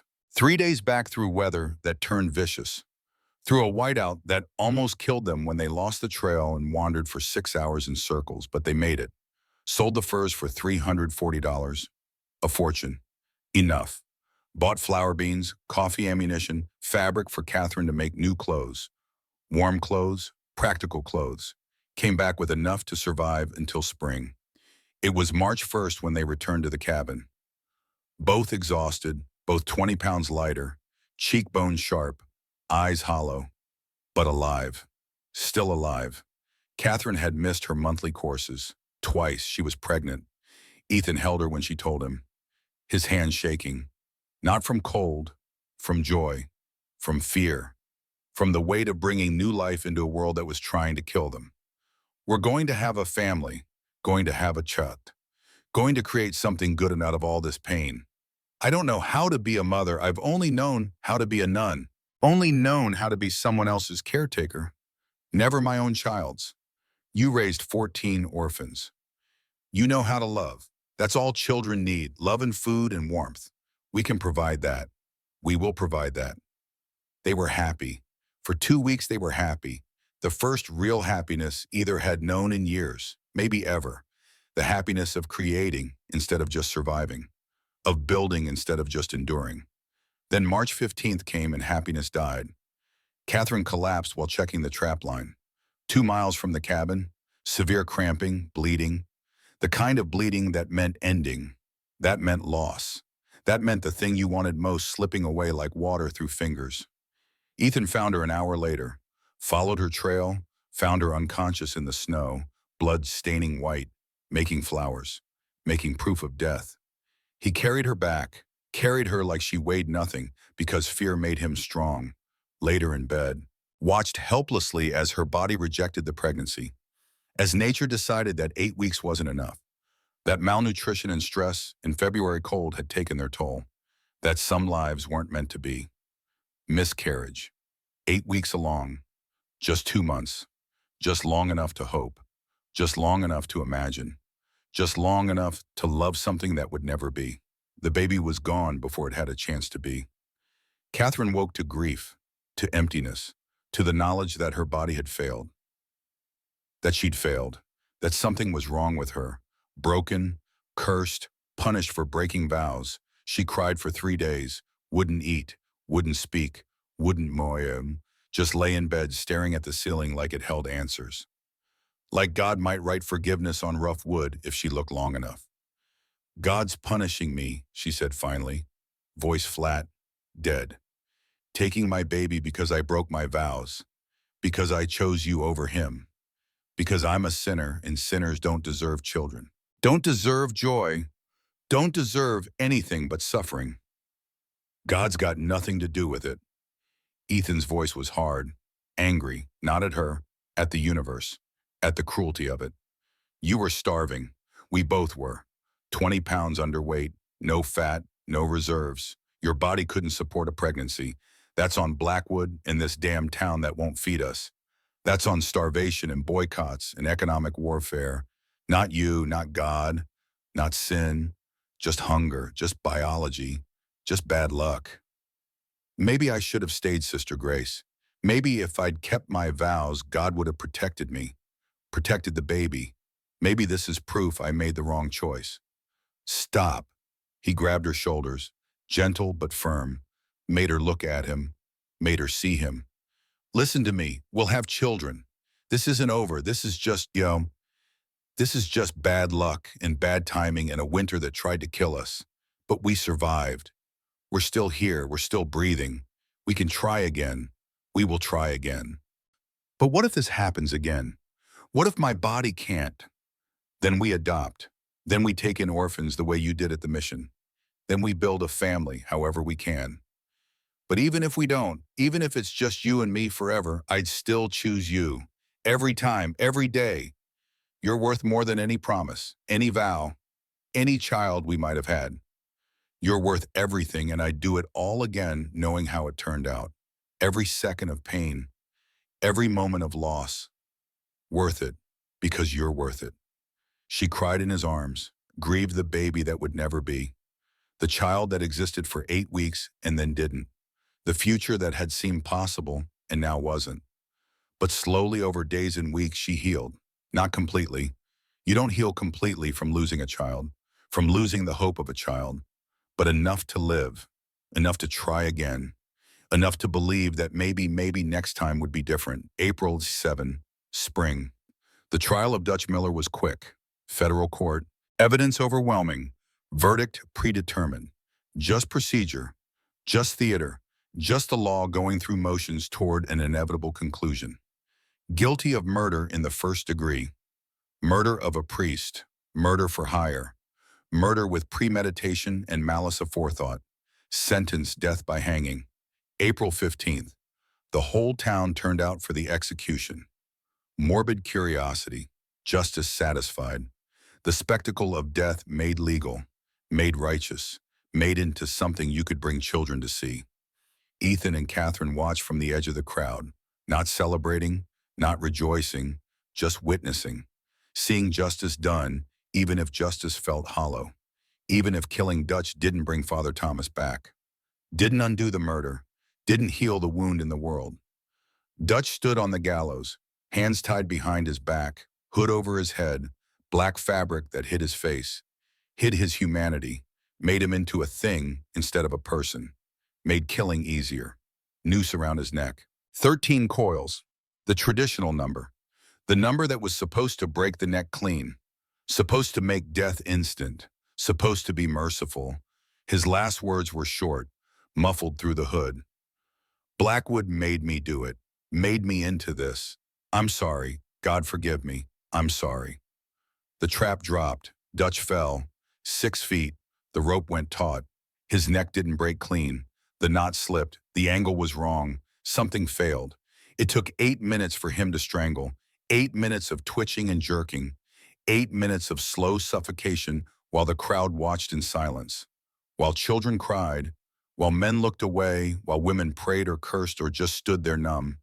When it was done, when Dutch finally stopped moving, people dispersed. Some satisfied, some sickened, and all aware that evil had been punished, but good hadn't been restored. That Father Thomas was still dead. That Blackwood was still alive in prison. That justice was real, but incomplete, always incomplete. Father Bernard had survived, but he'd never walk again. The fall had shattered his legs in ways no doctor could fix. Multiple fractures, nerve damage, permanent disability. He'd spend his remaining years in a chair, watching, remembering, carrying the guilt of not preventing what he couldn't have prevented. Blackwood was in federal prison in Kansas. Leavenworth, hard labor, 25 years. But his empire had been divided among his lieutenants. The corruption continued under new management. Different names, same system, same exploitation, same evil, just reorganized. The world wasn't fixed. Killing one evil man didn't end evil, didn't transform human nature, didn't make paradise out of the fallen world. But at least one murderer had paid the price. At least Father Thomas had some measure of justice. At least Catherine and Ethan could sleep knowing they'd fought and won, even if winning felt like losing. May 1887. The thaw. Snow melted. The world turned green. Rivers ran full with snowmelt and mountain runoff. Animals emerged from winter dens. Bears, elk, marmots whistling on rocks. Life returned like it always did, like it always would, indifferent to human drama, indifferent to suffering, Just the cycle continuing. Death and rebirth, winter and spring, loss and renewal. And so did allies. Sarah Coleman organized a quiet support network. 5 families who defied the boycott, who brought food to Ethan and Catherine. Fabric, seeds for planting, news from town, encouragement. Proof that not everyone in Silverton had chosen Blackwood's side. That some people at least valued courage over conformity. It wasn't much. 5 families out of 200. Just a fraction. Just a remnant. But it was enough to break the isolation. Enough to show that community could survive hate. That kindness could persist despite boycotts. That some people still knew right from wrong. Slowly over weeks more families joined. Not the majority. Maybe 20 out of 200 when everything shook out. But enough. Enough to trade with. Enough to survive. Some even apologized. Came to the cabin. Stood on the porch. Said, "We were wrong. You're good people. What happened to you wasn't right. We should have stood up sooner. We're sorry." Forgiveness came slow. Trust slower. Wounds don't heal just because someone says sorry. Scars remain. Memory remains. The knowledge that these people stood by while you starved remains. But it came. Eventually. Because holding grudges takes energy and they didn't have energy to spare. Because survival required allies. Because you can't build a future on revenge. And in June, Catherine discovered she was pregnant again. This time they were careful. She stopped working the trap line. Stopped lifting heavy things. Stopped doing anything that might risk the pregnancy. Ate more. Rested. Let Ethan do the heavy work while she did the light work. Cooking, sewing, garden tending. Sarah Coleman visited weekly. Checked on her. Brought medical advice from her midwife days. Felt her belly. Listened to her heart. Said things looked good. Said the baby seemed strong. Said to keep doing what she was doing. The pregnancy held. Through summer heat, through fall cold, growing steady and strong, a bulge becoming visible. Movement felt. Kicks. Proof of life. Proof that maybe this time would be different. Ethan expanded the cabin, added a second room, 12 feet by 16 feet, a nursery for the child that was coming. Cut logs, chinked walls, built a roof, made a space for new life. He built a crib from pine, sanded smooth so no splinters would catch tiny skin. Catherine sewed blankets, made clothes, honey clothes, impossibly small. Hard to believe a human started that small. They prepared, hoped, prayed though neither was sure anyone was listening. Prayed anyway because what else could they do? Because hope required ritual, required faith, required the belief that maybe prayers mattered even if God seemed distant. November 15th, 1887. Birth. The labor lasted 14 hours. 14 hours of pain. Of Catherine screaming. Of Ethan pacing outside in the snow feeling helpless. Useless. Like everything he'd done to protect her didn't matter because he couldn't protect her from this. From birth. From the violence of bringing life into the world. Sarah Coleman and another midwife attended. Mary Hart. 2 women with experience. With knowledge. With the calm that comes from having done this dozens of times. Ethan paced outside. Walked circles in the snow. Wore a path. Listened to Catherine scream and wanted to break something. Wanted to make it stop. Wanted to take the pain himself. Wanted anything except this helpless waiting. At 2 in the morning he heard it. A baby's cry. High, thin, angry, the sound of life demanding to be heard. He ran inside, burst through the door, saw Catherine exhausted, sweating pale. Saw her smiling despite exhaustion. Saw her holding a tiny bundle wrapped in blankets he'd watched her sew. It's a girl. Ethan looked at his daughter, 7 pounds, perfect, 10 fingers, 10 toes, eyes screwed shut, mouth open, screaming her lungs out like she was angry at the world for taking so long to meet her, like she had opinions about being born and they were mostly negative. Sarah, Catherine said, voice weak but certain. We'll name her Sarah, after your mother, after the woman whose promise brought us together, after the woman who wanted you to wait for someone worth waiting for. Ethan took his daughter, held her in calloused hands that had killed men and skinned animals and built a life from nothing. held her like she was made of glass, like she might break, like she was the most precious thing in the world, which she was. Ma, he whispered, to the ghost, to the memory, to the woman who died 16 years ago and still shaped his life. I broke my promise, but I kept the spirit.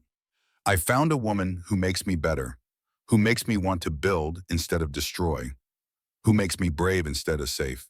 You'd love her. You'd love this little one too. He looked at Catherine, at Sarah, at the life they'd built from ruins, from loss, from choosing each other when choosing each other meant losing everything else. Keeping your promise didn't define me, Ma. Breaking it made me the man who could raise this girl right, made me someone worth being, made me a father. 30 years later, November 3rd, 1917, back in the cabin, back to the present, back to the frame where the story began. Ethan finishing his story for James. The fire had burned low, outside full dark. The wind had picked up, winter coming early this year like it did sometimes, like it would again.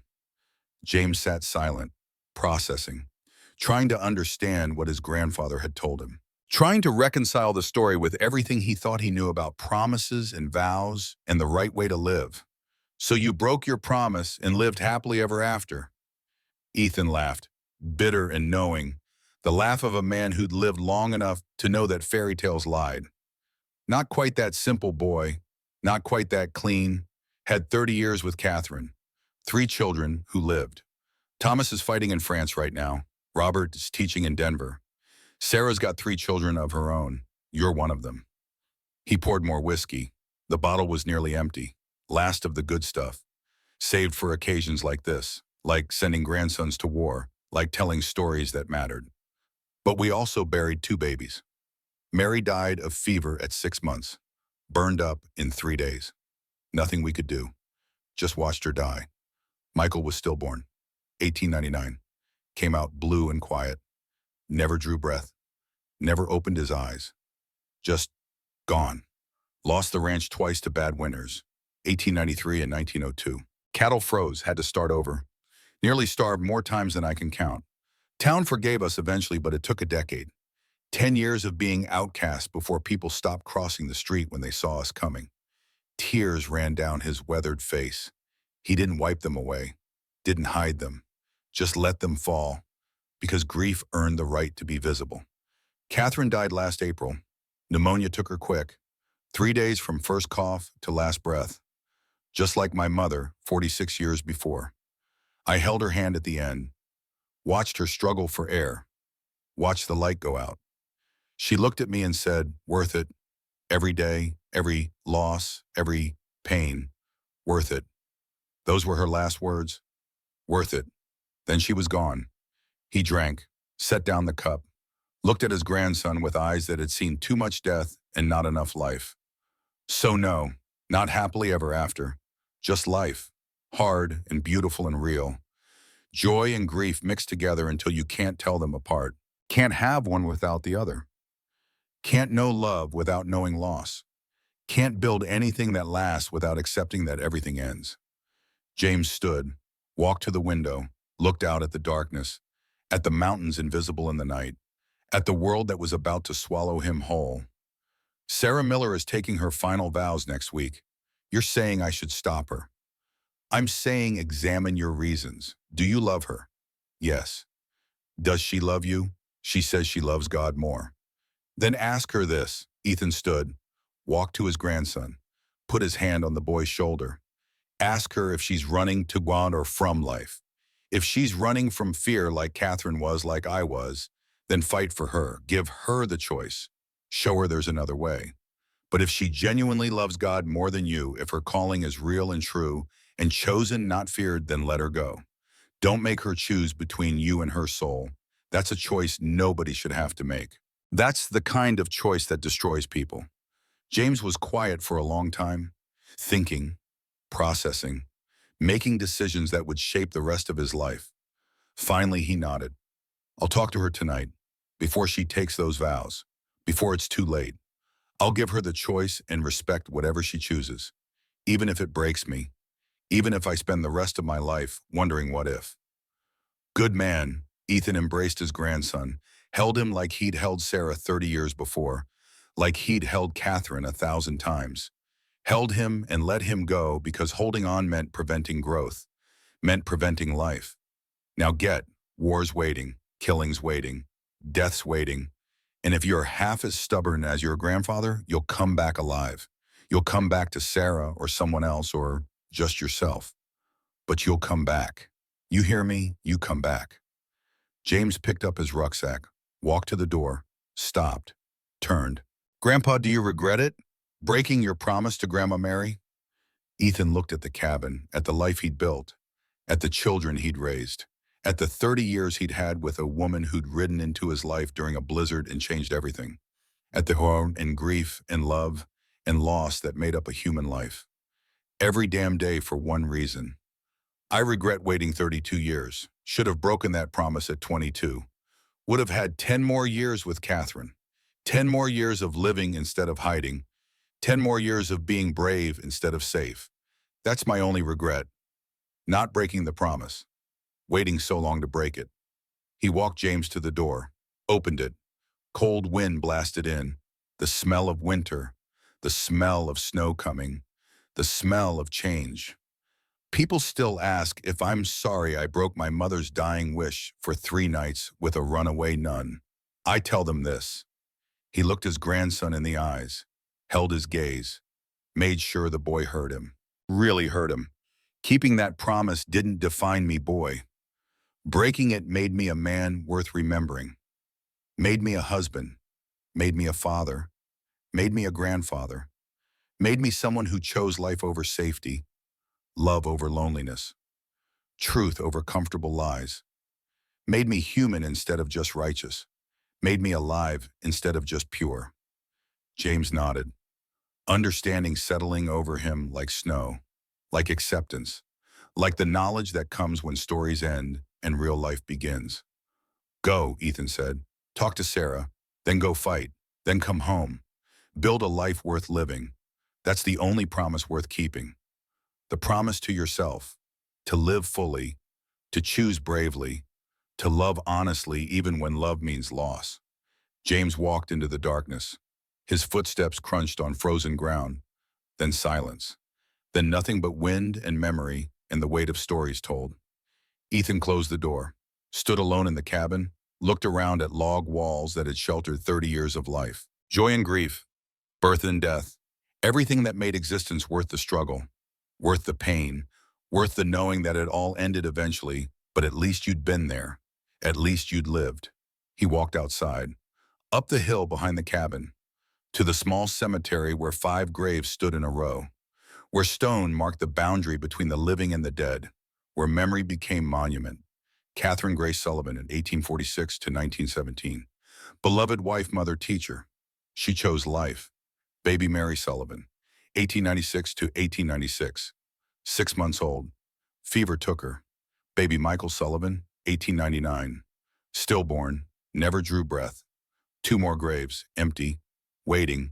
1 for Thomas if he didn't come back from France. 1 for Ethan when his time came.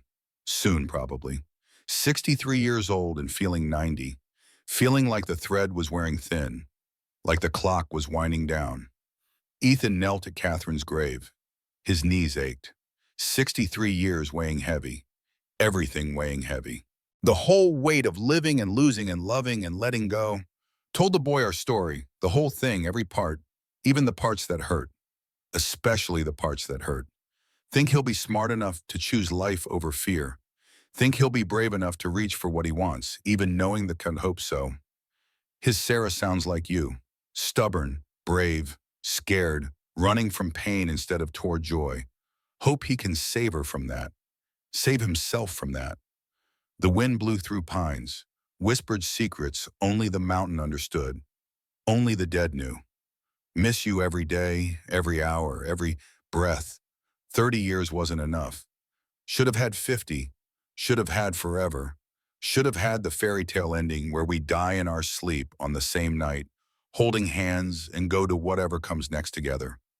But we don't get fairy tales, we get life. And life is messy and hard and beautiful and brief. He placed his hand on the cold stone, felt the carved letters. her name, her dates, the summary of a life that had been so much more than stone could hold, so much more than words could capture, so much more than memory could preserve. But I don't regret it, not one second, not one choice, not one consequence. Breaking that promise to Ma, best thing I ever did, only thing that mattered, made me worthy of you, made me someone you could love, made me human enough to deserve the gift you gave me. He stood, looked at the mountains stretching away in all directions, white peaks against black sky, stars emerging as clouds cleared, the world vast and indifferent and beautiful, the world that had tried to kill them and failed, the world that had taken everything and given just enough back, the world that was still here, still turning, still offering chances to those brave enough to take them. Ethan spoke to the darkness, to his mother, to Catherine, to whatever listened when old men told their truths to the night. Keeping that promise didn't define me. Breaking it made me a man worth your love, made me someone who chose truth over comfort, life over death, love over loneliness, made me someone who'd ride through any storm to be with you. And I'd do it again, every time, every day, for the rest of whatever time I have left, every pain, every loss, every moment, worth it, was all worth it, because you were worth it. He walked back to the cabin, closed the door against the cold, fed the fire, poured the last of the whiskey. Outside, winter was coming. Inside, an old man sat by firelight remembering a blizzard and a nun, and 3 nights that changed everything. 3 nights that defined the next 30 years. 3 nights that made a life worth living even if living hurt. Even if loving meant losing. Even if choosing meant consequences he still carried. He'd kept his promise for 15 years, broke it in 3 days, spent 30 years living with the consequences, and he'd never once regretted it. Not the breaking, not the choosing, not the living. The fire burned low, the wind howled, and Ethan Sullivan, once called the waiting man, closed his eyes and dreamed of a woman with gray-streaked hair and eyes like creek bottom and a courage that had saved them both. The story was over, but the life it had created continued.